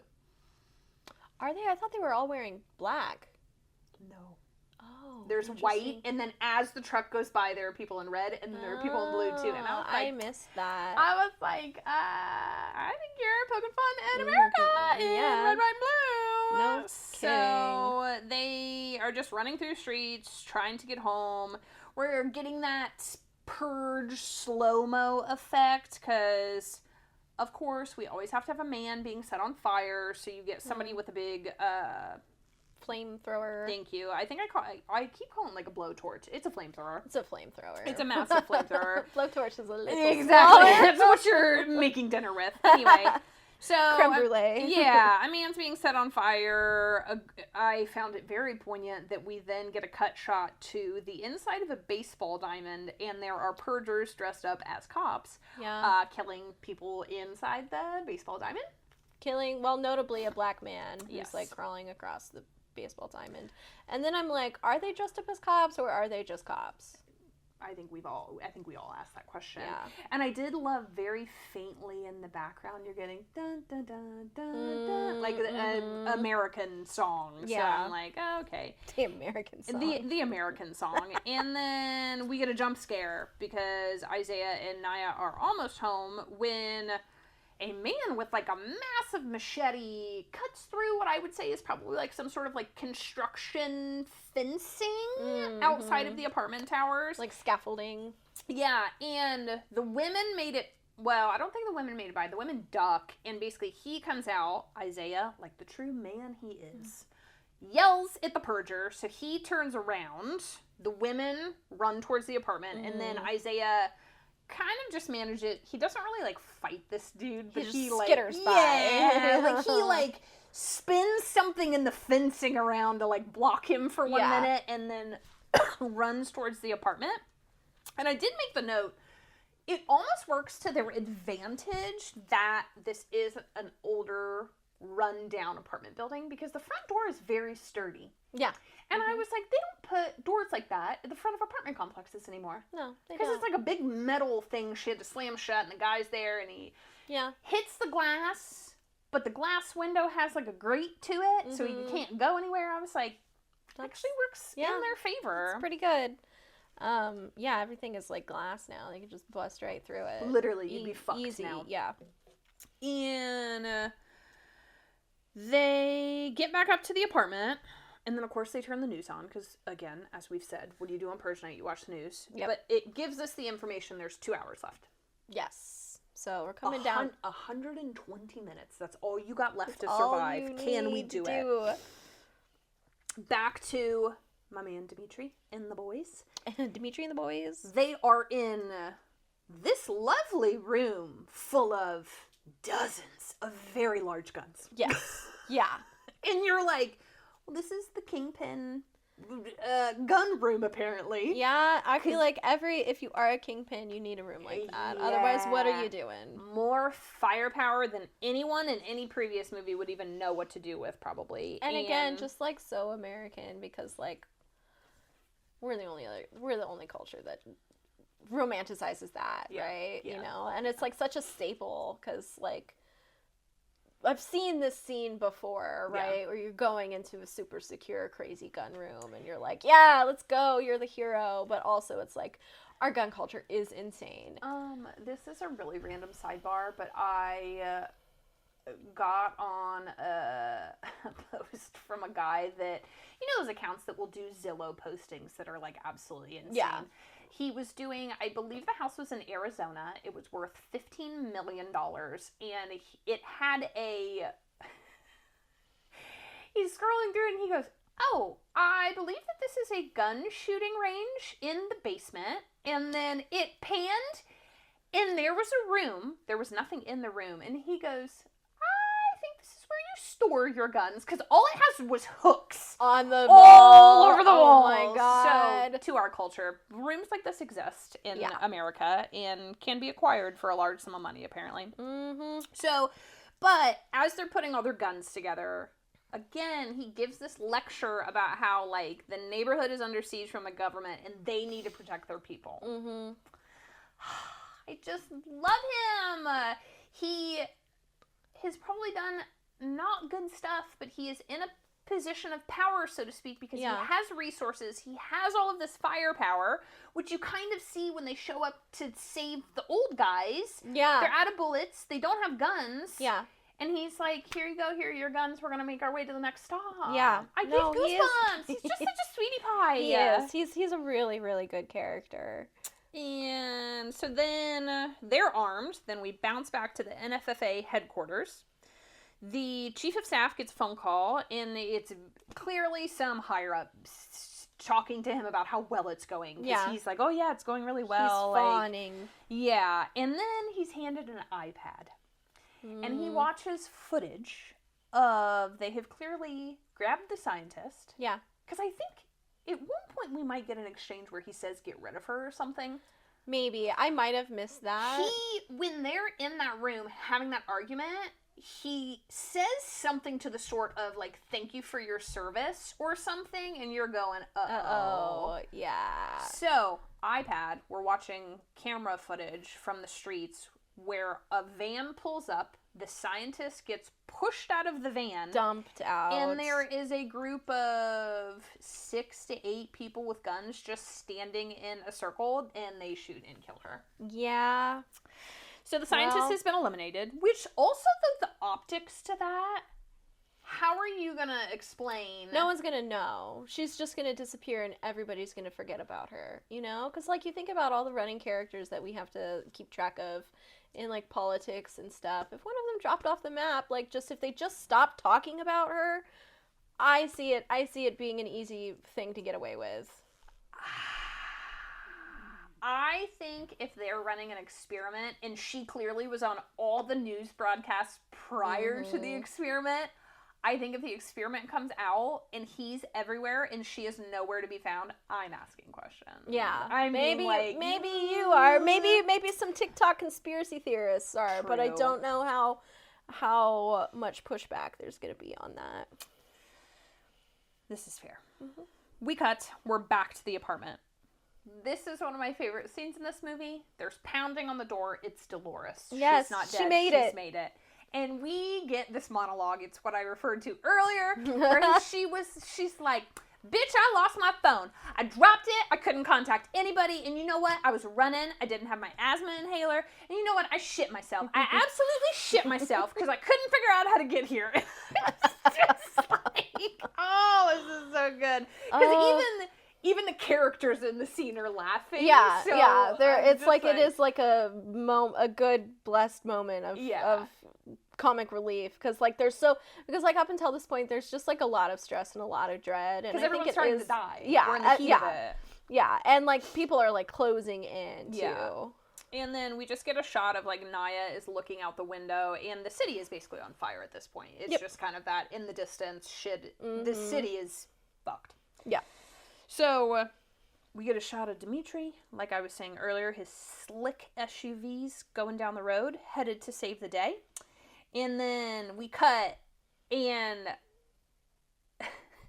I don't think I expected this first stop to be the 3 old men from the beginning. Yeah. But like, I'm glad we came back around to them. Yeah, which I think in that initial conversation with those men, they allude to maybe these guys are ex-military. I forget what's said, but maybe ex-gangbangers, who knows, but there's a conversation of like, we can handle our own, so you think these guys know what they're doing. So when we come upon them and they're under siege from, I'll just say the KKK, because it's a variety of mercenaries, but it is the KKK, and you're just getting these close-ups of like, one of the homeboys like has a shotgun and he's like diving back and forth, but it's getting tough. Yeah, they're running out of bullets. They're closing in. They're starting to break in through the glass. Well, and like one of them's in a sling now, which I don't think he was in a sling. Wasn't in the beginning. Yeah. No. So like we just kind of get the general sense that they've had a rough night. Yeah, like one gets shot. They have to drag him in. They're down to the point where it's like the 3 of them, and there are a couple other individuals with them, where they're like, we're out. And everyone's armed with like, one has an axe, one has a sledgehammer, one has like a smaller handheld. And he basically is just like, hey, do as much damage as you can. Yeah. Which I love that. That's a good, I love the final stand kind of like mentality of like, we know we're going down, but we're trying to take as many as these motherfuckers as we can with us. And then right as he says that, we go back outside with the KKK, and you see like a smoke bomb or a flashbang, I don't know what they're called, hit the ground, and you're going, Dimitri's here. And that goes off, and then we just get this cinematic like bloodbath of Dimitri and the guys coming in and just laying people out. Yeah. And then it's just I don't know, I think it's a really cool interaction, because the guys are still inside hiding, because you're still hearing gunfire. So you don't know what's happening out there. Yeah, and then I think as he peeks out, doesn't he say, as I live and breathe, Dimitri or something? Yeah, and there's just this really wholesome interaction, and he just hands over guns, and it's basically like, here you go. Protect yourselves. We got other people. Yeah, it's good. I love him so much. He's protecting his people. Yeah. I know everybody talks about their apocalypse plans. I need to find a Dimitri for my life, for my apocalypse plan. Yeah, I think it's important. Selena and I talk about it all the time. That's the one lacking in our, which I mean, obviously I probably shouldn't put this on the internet, but whatever. Come and find me if we get to that point. Like, we don't really have any like gun-toting friends, which is a downfall. Yeah, it is. We'll have to make some friends or become the gun-toting friend, I guess. That's true. I said I wanted to be a sniper. Anyway, so we're back at the apartment, and in this scene, Naya is looking out the window, and I had the thought of like, what would you even fucking do if you saw the military roll up to where you're at? Your stomach has to be in your asshole, because you know this is not going to go the way that you need it to go. Yeah. And especially like when you're already that amped up. You've already survived a lot just through this night, and then you're seeing that kind of firepower come up. I don't know. I guess I could ask the same of like people in LA, like earlier this summer, like what, like the kind of like, again, this is very close to our lived experience. We want you guys to realize that. Yeah, and it's like I kind of even still feel that way a little bit whenever I see like, you know, sometimes you can see those like quadcopters or whatever like floating around, or like you know, the military. I don't even know if there's a base around us anymore, but sometimes you see, like, convoys and stuff, like, riding by it. I'm always like, what are you doing? Why are you Where here? are you going? Yeah. What are you up to? You know, and it is that kind of, like, level of apprehension. I get the same kind of feeling when I see a bunch of cops, like, rolling around, too. I'm like, it's just that sense of, like, distrust, because these people are armed and they do have power and they're rolling around, and I'm white, like, right? Like, I'm not,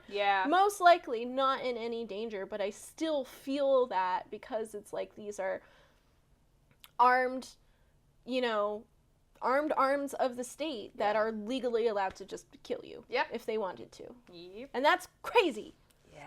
So, anyway, there is a lot of dread as you're seeing these convoys, like, roll up, essentially, to their home. Yeah. So, she's seeing that. We go street level, and we see that Dimitri and his boys have beat the military just by a couple seconds, because they are basically getting out of their car when they see the military roll up. Yeah. And this was our mix-up earlier. This is the scene where drones are deployed overhead. And I think Dimitri's kind of trying to talk to the gang to, like, organize them. Yeah, and they don't really notice. And I'll call him kind of like his right-hand man. Yeah. Because he's been, like, the driver. Like, he brought him the girls, whatever. And he kind of looks up, and you see his recognition. And he actually basically throws Dimitri to the ground so he can roll underneath the truck. And it's a tough scene, because you basically get a shot of Dimitri hiding underneath the truck, and then from his vantage point out, watching everybody get gunned down. Yeah, his whole team. Yeah. His whole team, because he's, like, had called in the reinforcements after the car wreck and stuff. Yeah. And, like, this is, like, his right-hand man he sees gets shot to death. There's one guy that survives. Yeah, because but he's there at the end. He's, like, still pretty incapacitated, though, isn't he? He's just, like, leaning up a car. But then, like, also Blaze gets gunned down, who is, like, the lesbian. Yeah. And then, like, he covers her with his jacket. And you can tell that it's just, like, this is, like, heartbreaking for him. This is his whole crew. He goes to give kind of, like, some first aid to the one guy that's kind of propped up against the car. Mm-hmm. And the guy even says, like, go get Naya. Like, go do it. And he's such a badass. He opens up the back of the G-Wagon. He's in his little tank top. He grabs all of his guns. It's giving very end scene Michael B. Jordan from Sinners. I'm so glad that you made this comment, because I may have forgotten. When I was watching this, I was like, Dimitri was the first, and then that was why freaking Michael B. Jordan could pick it up in Sinners. Dimitri came first, and then we got Michael B. Jordan. Yes! Dimitri walked so Michael B. Jordan could run. Literally. Because, it's very much giving that vibe of, like, the same just...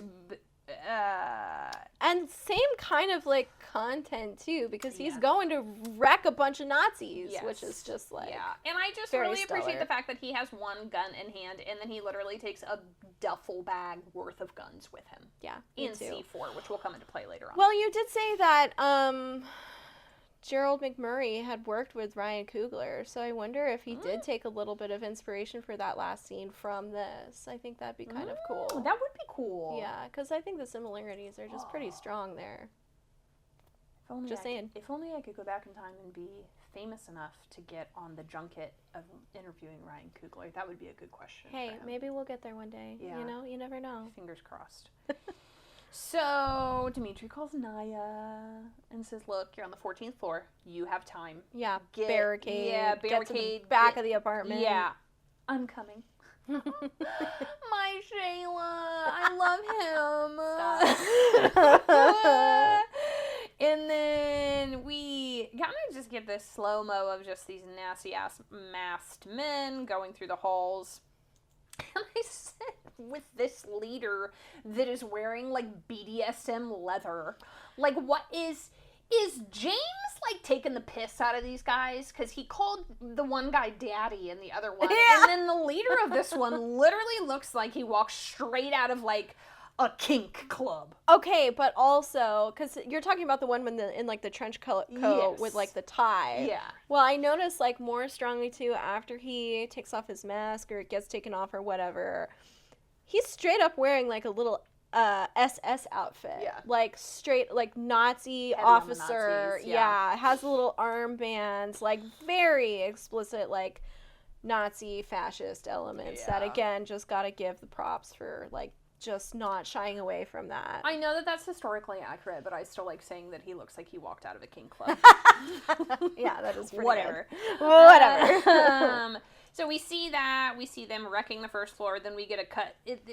Basically, now as we're progressing, we're bouncing back and forth between this army going in. They're a few floors ahead of Dimitri, and then Dimitri coming behind. So it's like this back and forth. And then also with Naya and the crew, like, barricading the apartment. So we see them mow down everybody. Dimitri has now made it to the first floor, basically sees the carnage of everyone dead, and then we go to the second floor, and it's a little more of like a shoot off on the second floor. Or no, they continue to mow down the second floor and move on. Like you said, we then bounce into the apartment. They're barricading themselves in the back room. They're pushing furniture and mattresses and everything, and they're in like this back bedroom. And then I really said we kind of transition now to like more of almost like a montage of like just the military people busting in doors and killing people and then walking the hallways to make sure they're dead. They're grabbing heads and checking. And Dimitri makes his way up the stairs, and this is his first interaction of, like, he's fucking shit up. Like, he takes a couple out in this stairwell, and it's, like, a combination of, like, hand-to-hand combat, shoot you, throw you down the stairs, choke you out, all types of goodness. Yeah, I think also, I don't know if you caught this or not, but so when the last person that he's fighting in that stairwell scene, he's strangling them, so we get a really good look at his mask. And it's a straight up fucking blackface, like, minstrel mask.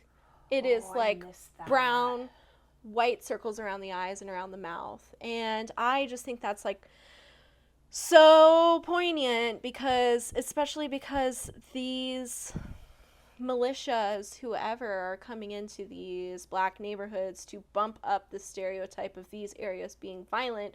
With their own violence, they're literally doing blackface, right? And he's literally wearing like a fucking minstrel mask. I thought it was really crazy, and again, just like a really good explicit touch on the racism behind this entire project. Yeah, it's a good touch.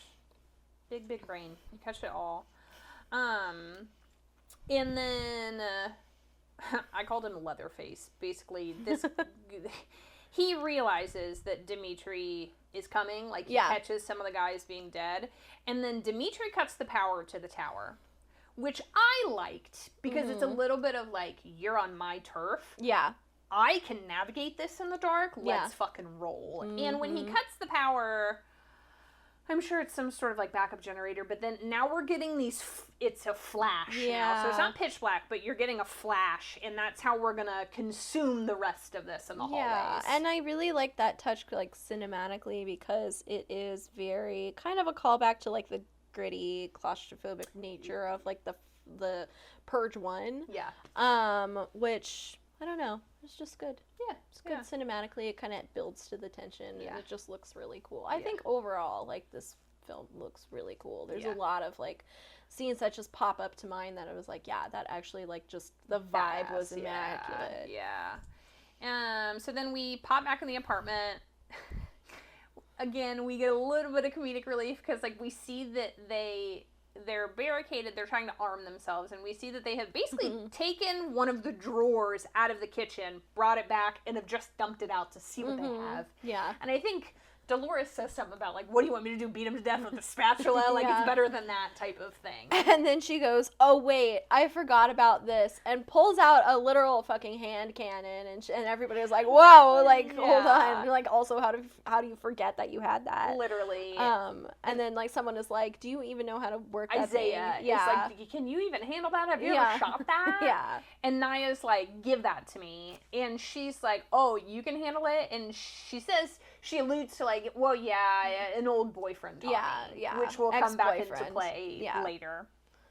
And then, so now we're getting these flashing lights, and now we're just trying to progress up the towers, right? So we don't get a lot. We just see, okay, we're on floor 9, we're on floor 12, so you're thinking, okay, we're almost to Naya. And in the apartment, Naya becomes like a little bit of like a leader, where she goes, she puts mom and the daughter in the closet. She has 5 bullets. Dolores and Isaiah have knives. Yes. So she goes, I'm going to hide here. When they come in, I'm going to shoot low, and then you need to finish them. And she goes, aim, make sure you get in their neck, below their helmet, but above their body armor. Yeah. Yeah. And I think even in that little bit, Dolores is like, who are you? Yeah, like, who the fuck? Like, what is happening? Yeah. So, oh yeah, I made the note. Her line was, Jesus, who is this boyfriend of yours? You'll see, Dolores. You'll see. Yeah. So now we're in the same place now. We see they have made it into their apartment. They're in the back room, and now we're getting our big standoff. So 2 men come in that they successfully take out. They do exactly what they said they were going to do. She shoots bang bang in the kneecap. Dolores and Isaiah finish them off. They jump on top of one of the dead guys and is trying to get his body armor off, because obviously we now have armor that we can be wearing. Yes. But it's a little tight in time, because as they're over there trying to get that off, a third military personnel comes right in the doorway. I love the way this is shot, because the angle you get of him in the doorway, you're thinking there's no way. And there's like even a moment where like Isaiah kind of covers Naya, because he's thinking this is the end. It is not the end, because my man Dimitri has arrived and absolutely blows this guy's head off in the doorway. Yes. And I'm like, yes, love that. So Dimitri now plays like Papa Bear and is basically like, everybody get in the closet. I'm gonna handle this. Yeah. And Naya's like, I'm not gonna leave you. We can do this together. We can do this together. It's like my Romeo and Juliet, but better. They're just better. perfect. But more badass. Yeah, much more badass. And so she is out with them, but now everyone else is in the closet. And I did not see this coming, because they're basically trying to hide out. They're concocting this plan of because now our setup is like, there's like 5 or 6 military guys left, plus Leatherface at the end of the hallway, armed with guns. Yeah. So Dimitri's like, I have C4. Yeah. I'm going to throw the C4. You are going to throw the C4. I'm going to shoot it. Which is also Chekhov's C4, because it was referenced earlier in the movie when they were going through all their big, scary weapons cache. Yes, but hilariously enough, he didn't know what it was. Because he picked it up and goes, what is this? And one of his guys is like, oh yeah, that's C4. That's an explosive. So I also thought it was really interesting, because there's a moment where he goes to throw it and Naya catches him. Yeah. So as if she's contributing to the success here, because she's like, not yet. Yeah, well, I think he was going to throw it blind, because then she hands him a mirror. Oh, right? Yep. Yeah, because women, we be thinking, be prepared. You don't have to be going crazy. So in that time, Skeletor shows up. Yes, and what a crazy entrance it was too. Like, very, very cool. And this is the thing where it's like, so much has happened now at this point. Like, you forget about Skeletor. Yes. And he comes in and he successfully kills a handful of them right as they were set with a grenade launcher. Yes. About to obliterate them. Yeah, which was a rocket launcher. Yeah, rocket launcher, excuse me. Which was wild. Yeah, so he takes some of them out and then takes their focus, right? So he successfully kills some of them, but then the rest that are still alive are focused on shooting him. Yeah. To which C4 gets tossed down the hallway. He shoots it, and again, to how cinematic this movie is. So obviously you shoot C4, you get your fireball flame coming at you. Yeah. And it's Dimitri dives, it's slow-mo, he dives out of the the way of the door and the flames coming in, and he lands on top of Naya and he grabs the mattress and covers them, and everything's getting incinerated, but they're safe. Even though my one issue with this shot was the shot of the fireball coming in and the mattress covering them, his feet are exposed. Your tennis shoes would be eviscerated, and so would your feet. Yeah, they would be melted to your feet. Exactly. Yeah. So that was my one gripe with it. I feel like that's fair. And he did also, like, as he was shooting, get shot himself. Oh, too, yes. Which is, yeah. But yeah, no, pretty cool scene. Also, yeah, it's just like... soldier always has to be wounded by the end. Oh, obviously, yeah. Definitely a running through line there. But also, I don't know if, like, a C4 explosion... I don't know if you're getting out of that with it that close. But that was my other thought, is like if the mattress, it was like a flimsy mattress, right? Yeah. So anyone who has moved like a king size mattress, a queen size mattress, like they can sit upright. Yeah. Like they're this sturdy. one could not. This looked very flimsy. Yeah. So I'm just like, and also like the way the flames were sucked back out. I think that they would have to then be worried that everything is on fire, and that wasn't really a concern. Yeah. But, you know, it's okay. It's for the plot. It doesn't matter. Yeah, well... It looked cool. Yeah, also it's like the concept of, like, the closet they got in had, like, the flimsy, like, trifold doors. Yeah. Those are getting fucking eviscerated. Blown in. Splinters everywhere. In my excitement of talking about Dimitri, I will say I was a little let down. He ends up getting shot because it takes him 3 shots to get the C4. And I was like, Dimitri, come on. You know, it's high pressure. It's stressful. I guess. And I guess it's a small brick, but I was a little let down with him. So that's why he got shot. So Naya tells him thank you, and they have this very sweet interaction that they have survived, and everyone kind of helps him up. And we did forget Dolores' line when Dimitri shows up. She kind of gives this sweet little Naya and the Kingpin Dimitri. Okay. And I was like, okay, Dolores, with your comedic relief. We get it.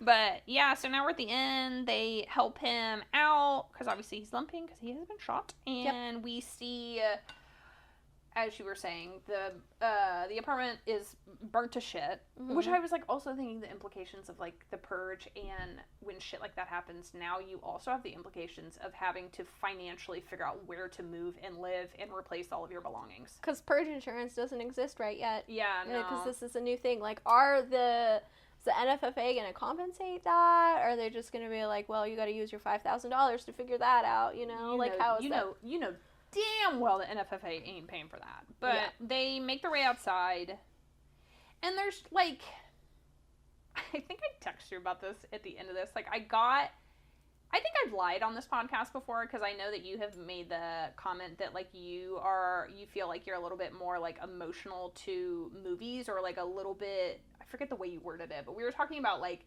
being subjected to horror and being a bit more sensitive to it, and I was like, not me, I love watching people die, but I'm like, I do think I have these moments where, like, cinema with a message, like, really just grabs my heart and rips it into a gajillion pieces, because I think we have just lost touch with reality. We've said it countless times. The plot. Yeah, 100%. Yeah. So, like, the end of this movie kind of fucked me up, because they're all outside.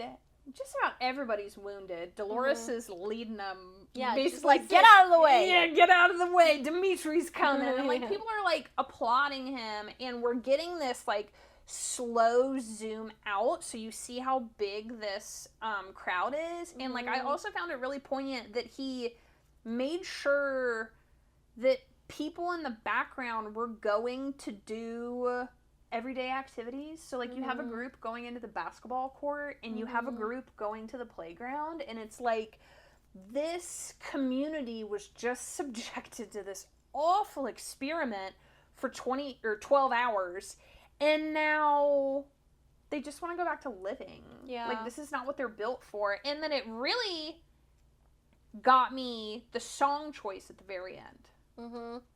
Yeah, it's All Right by Kendrick Lamar. Yeah. I noted that too, and I just... Because if you live under a rock and you don't know that song, like, the lyrics in the song are basically talking about, like, all my life I have to fight hard times, bad trips, and then I found it really prominent, like the last lyrics are, I'm fucked up, homie, you fucked up, but God got us and we're gonna be all right. And I was like, oh, yeah, that's what this is. Yeah. So, and that's my nerdy brain. I'm like, you have so much to choose from when it comes to songs and sound choice. The way people are able to be like, this song goes with this and it'll be perfect, and I think it is absolute perfect. And then we unfortunately end with a press conference with the chief of staff claiming how successful the experiment was in debating a nationwide purge next year. Yeah, and that's like, it's a pretty bittersweet ending, I think, because, and this is like the problem that I have with like some prequels, right, where you get the story of like how we got here, and then like, so we're ending this movie with like, yeah, our character survived, they got through it, but then this like looming specter of like, yeah, it's coming for the next 25 years, and then it's the question of like, did any of these characters make it that long, kind of thing, right? And it's like a kind of like it's like hopeful in that if we just get that story without all of the sequels and stuff that come after it, like, it can be hopeful. But when you're dealing with a prequel, I don't know, it can just feel a little bit hopeless, because it's like we went through all of that and we made it, and then it's just like, oh, there's so much more bad shit to come. Yeah. And it's gonna keep coming for, again, 2.5 decades after this. Yeah. Like, it's just rough. Yeah. Well, and it's like, it's wild to think about the universe, right? Because I think so much of what we experience, we're consuming all of these tragedies, but it's always in somebody else's community. So you're like, oh, that's really sad, or like, man, that would be really tough. Yeah. But then to sit and watch that press conference and be like, this is going to be nationwide next year. Like, yeah, no, for sure. Like, the collective dread. I mean, I think I would just take a vacation. It would be a 4-day trip somewhere. Oh, yeah, to, like, leave the country kind of thing. But again, socioeconomically, that's a privilege. Yeah, not everybody can do that. Not everybody could even get out of Brooklyn, right? Or get out off of Staten Island to get to Brooklyn. Yeah. So, yeah, and I feel that way about people who are like, I'm just going to move. I'm going to move to Canada, which we've been hearing since 2016, really. And it's like, not everybody can do that, you know? Yeah. And, like, that just... It's like, especially when it's like people who I hear this from who have like a fair amount of like, they're well off, they have a fair amount of like community standing, and like, yeah, I'm trying to figure out my Trump escape plan or something. And it's like, you are fine, actually. Not much is going to happen to you, but there are like low income Black and brown and queer people who can't leave, who can't get out, who can't like, you know, find somewhere better. We even see that with people stuck in southern states.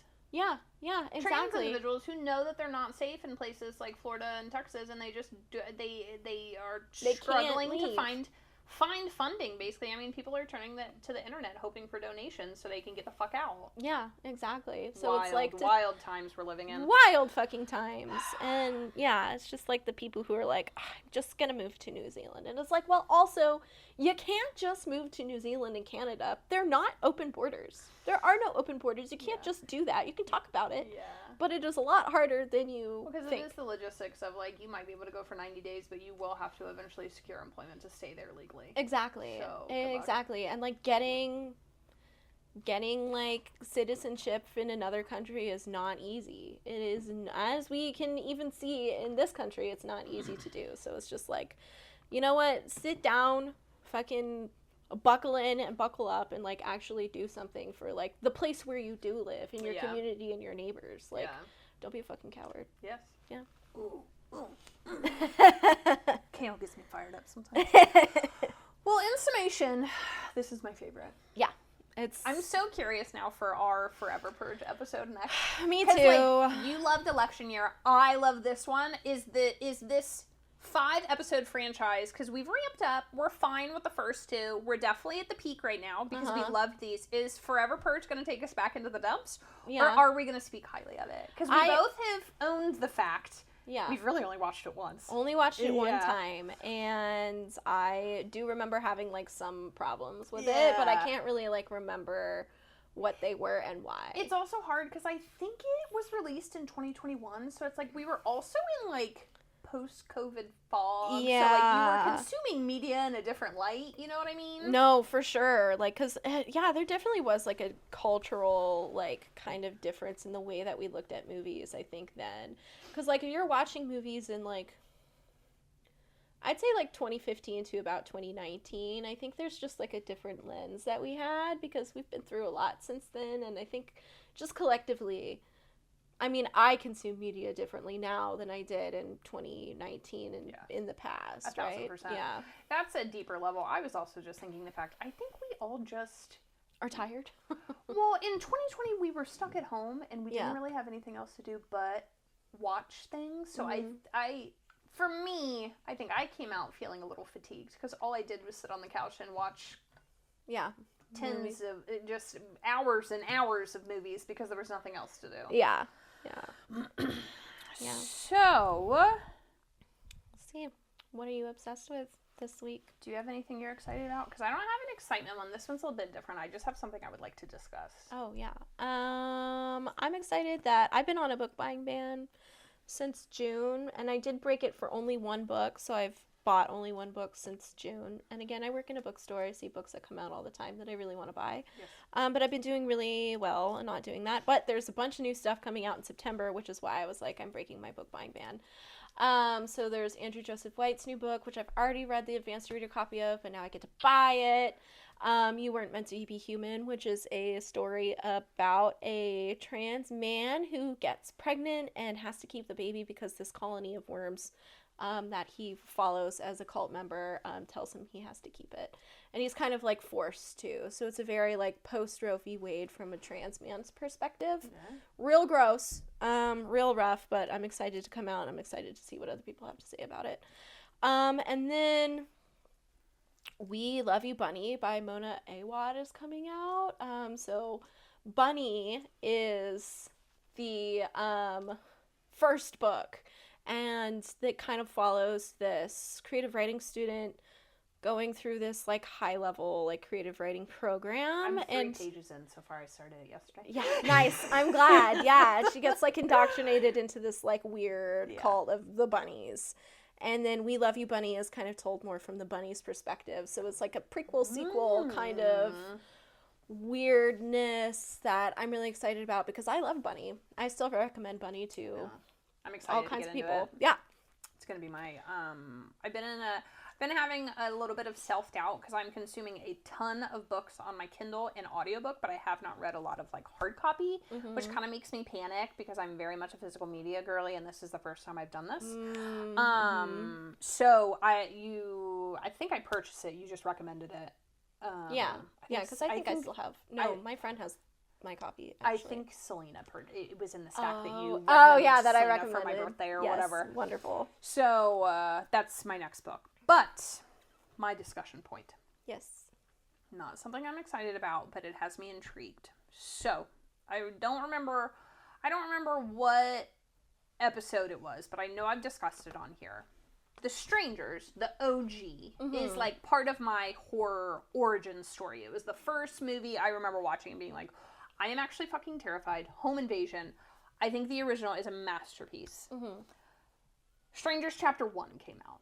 Right. It was awful. It had awful reviews. I never watched it. I found myself on a plane, and it was an option. So I went, stuck on a plane. Why not force myself to watch this? I watched it. I did, in fact, hate it. Nice.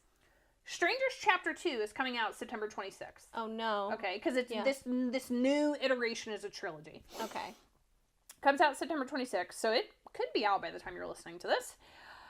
I just watched an interview that got me intrigued. It was the director and the lead actress, and he claims this trilogy is really meant to be one 6-hour movie.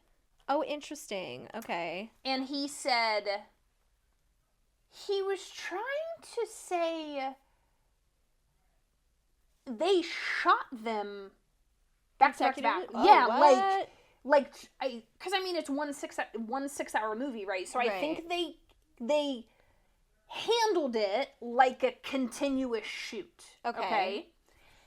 He made the comment that after the drop of the first one, because obviously these people make these movies, go to edit it, and then realize all the shit that they need to reshoot. And then they will bring people back, normally to like a local location to just do reshoots. Yeah, like different positioning here, whatever. And he was saying that after chapter 1, they listened to the fan feedback and applied some things for the reshoots and whatnot. And I'm like, you motherfucker. Now you're going to have to watch chapter 2. Yeah, because one, I'm intrigued. Like, I can't think of another trilogy of movies that claims to be one 6-hour movie. Yeah, that is really interesting. So I'm very intrigued by that, and I can come back around to the fact that they said they're claiming that they listened to feedback. Yeah. But my feedback is, cinematically, you were trash shooting this, so I don't think he probably listened to mine. Yeah. Stylistically, I thought his blocking of shots was actually really fucking stupid and not scary, because like, creatures in the distance are scary. Yeah. If you were in the foreground, unless you're a jump scare, you just kind of look stupid. You're just there. Because, to me, if you put the scary thing in the foreground and it's not a jump scare or an immediate threat, it's unrealistic. Right. Because if you're standing I can see you. You're a foot away from me. Or even if you're a foot behind me, you're going to sense that. You know what I mean? Yeah. Because that was my biggest argument, was like the original. I will never forget one of the scenes when she's in the house and the baghead guy is in the kitchen and he's in the very back of the shot, and you're going, oh fuck. Yeah. They're in the house and she has no fucking idea. Yeah. But like one of the scenes was like the girl's in the bathroom and he's like right at the in the shower, and he's like right at the glass of the shower. I can see you. Either bash in here and kill me, or I don't know. So that. Yeah. So again, I'm trying to be optimistic and being like, they're taking fan feedback, but like probably where I had an issue with it, they're not going to change that. But is it the original director, or is it someone else? They're just taking the spin. I think he is just taking a spin. I don't think it's the original guy. Interesting. Yeah. So, but they might hook you in. I'll at least give chapter 2 a try. Yeah. See where it takes you, and if it sucks too, no point in watching chapter 3. So Brian Bertino did the OG and Strangers Pray at Night, I think. I think he did both. And Google hates this one so much they didn't list the director. Yeah, Rennie Harlan? Huh. Who the fuck Never even knows? heard of that person. Just another... He's 66 years old. Not exactly a fresh face in the new horror. Oh, he's Finnish! Hold on. He directed Nightmare on Elm Street 4, The Dream Master? Well, that was took an unsuspecting turn. It did. What else he got? I don't know. Interesting. You're the Googler. I know. He has made a bunch of shit in horror. All I'm seeing is Nightmare on Elm Street 4. He directed Cutthroat Island. Maybe I own that randomly. How did I get a copy of that? No one knows. Maybe I should watch that to get a taste of what else he can do. I think I'm gonna watch Bring Her Back tonight. Oh, he did. Oh no, that he starred in the documentary The Making of Alien 3. I just saw the logo and I was like, he did Alien 3? No, he did not. So, Bring Her Back. Good. Yes. You should talk about that on the next episode then if you watch it. I will. But I will say that we are abstaining from watching together because it is plagiarized and we hate the Francos. So that's our stance on that. I know it's getting a lot of hype. Oh, and he is fucking everywhere right now, and I'm just like, ugh, gross. Gross. Jump scare. Yeah. In a bad way. Yeah, it's a shame because it's getting really rave reviews and everybody's saying it's the best body horror that we've had in forever, and I just got even angrier when I read a blurb that tried to claim it's like a better version of The Substance, and I was like, you can fuck right off with that discourse. No, literally. Fucking get out of here. So. Yeah, and it's just like fully plagiarized, and they don't even acknowledge it, so it's just, yeah. Fuck them. I don't want to see it. I don't need to see it. I can't wait it's to fine. see how that goes, though. I hope they win that case and get fucking bajillions. Me too. That'd be nice, especially since it is getting like a lot of hype. Yeah. I think that would be. And just really to be clear, the people that they ripped it off from, those people created a movie. They have made a movie with that script, so they have a feature film to be able to go, hello. Yeah. And I even read there is a scene at the very end where they're playing a Spice Girls song, and it was linked to a certain album, but the album is wrong. It was like a mistake. Yeah, on it was their a mistake part, that was copy pasted into it. They even stole that, which I think that alone has to be damning. Yeah, it's gotta be. Because that's not a coincidence. How would two people make that mistake? Yeah.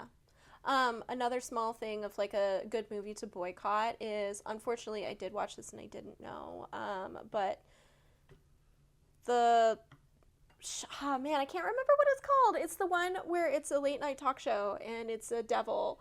It's like a possession. Yeah. It's on Hulu. Yes. Late Night with the Devil. Late Night with the Devil. They used AI in that movie. No. Yeah, in some of the that was like pre-AI though. No, it wasn't. They used it in some of the weird, like dream shots or whatever. What? So that was too bad because I did like it. AI how? In like the images and stuff. Yeah, I was really disappointed to learn that. Did you see the marketing team for Weapons got under fire for making one of the trailers they made was AI generated and everyone fucking ripped it apart. Oh, I didn't see that either. It was so it's only the trailer for Weapons. Okay. And people are claiming it was a poor decision on the marketing teams. Okay, it wasn't like the filmmakers. Is what people are trying to angle it as. Again, who the fuck knows? But because the trailer was basically like kids' drawings. But some people fall for AI. Some people are really fucking smart with clocking AI because people like broke it down with like still images and found the AI glitches. For children's drawings? Yeah. What is the point in that? You can't even. Isn't that? Whatever. I'll save my AI rant for another time because I've got a lot to rant about it in particular. I think it's the end of our creative minds. I'm rebelling. I'm making cooler stuff and putting it online. Good. With my little brain and my little camera phone. Good. Till I get more money to buy a real camera. Yeah. I'm proud of you. Thanks. Well, we will see you guys next time for our last Purge episode, the Forever Purge. Purge. We'll see you then. Bye. Girls, watch out for those weirdos. We are the weirdos, mister.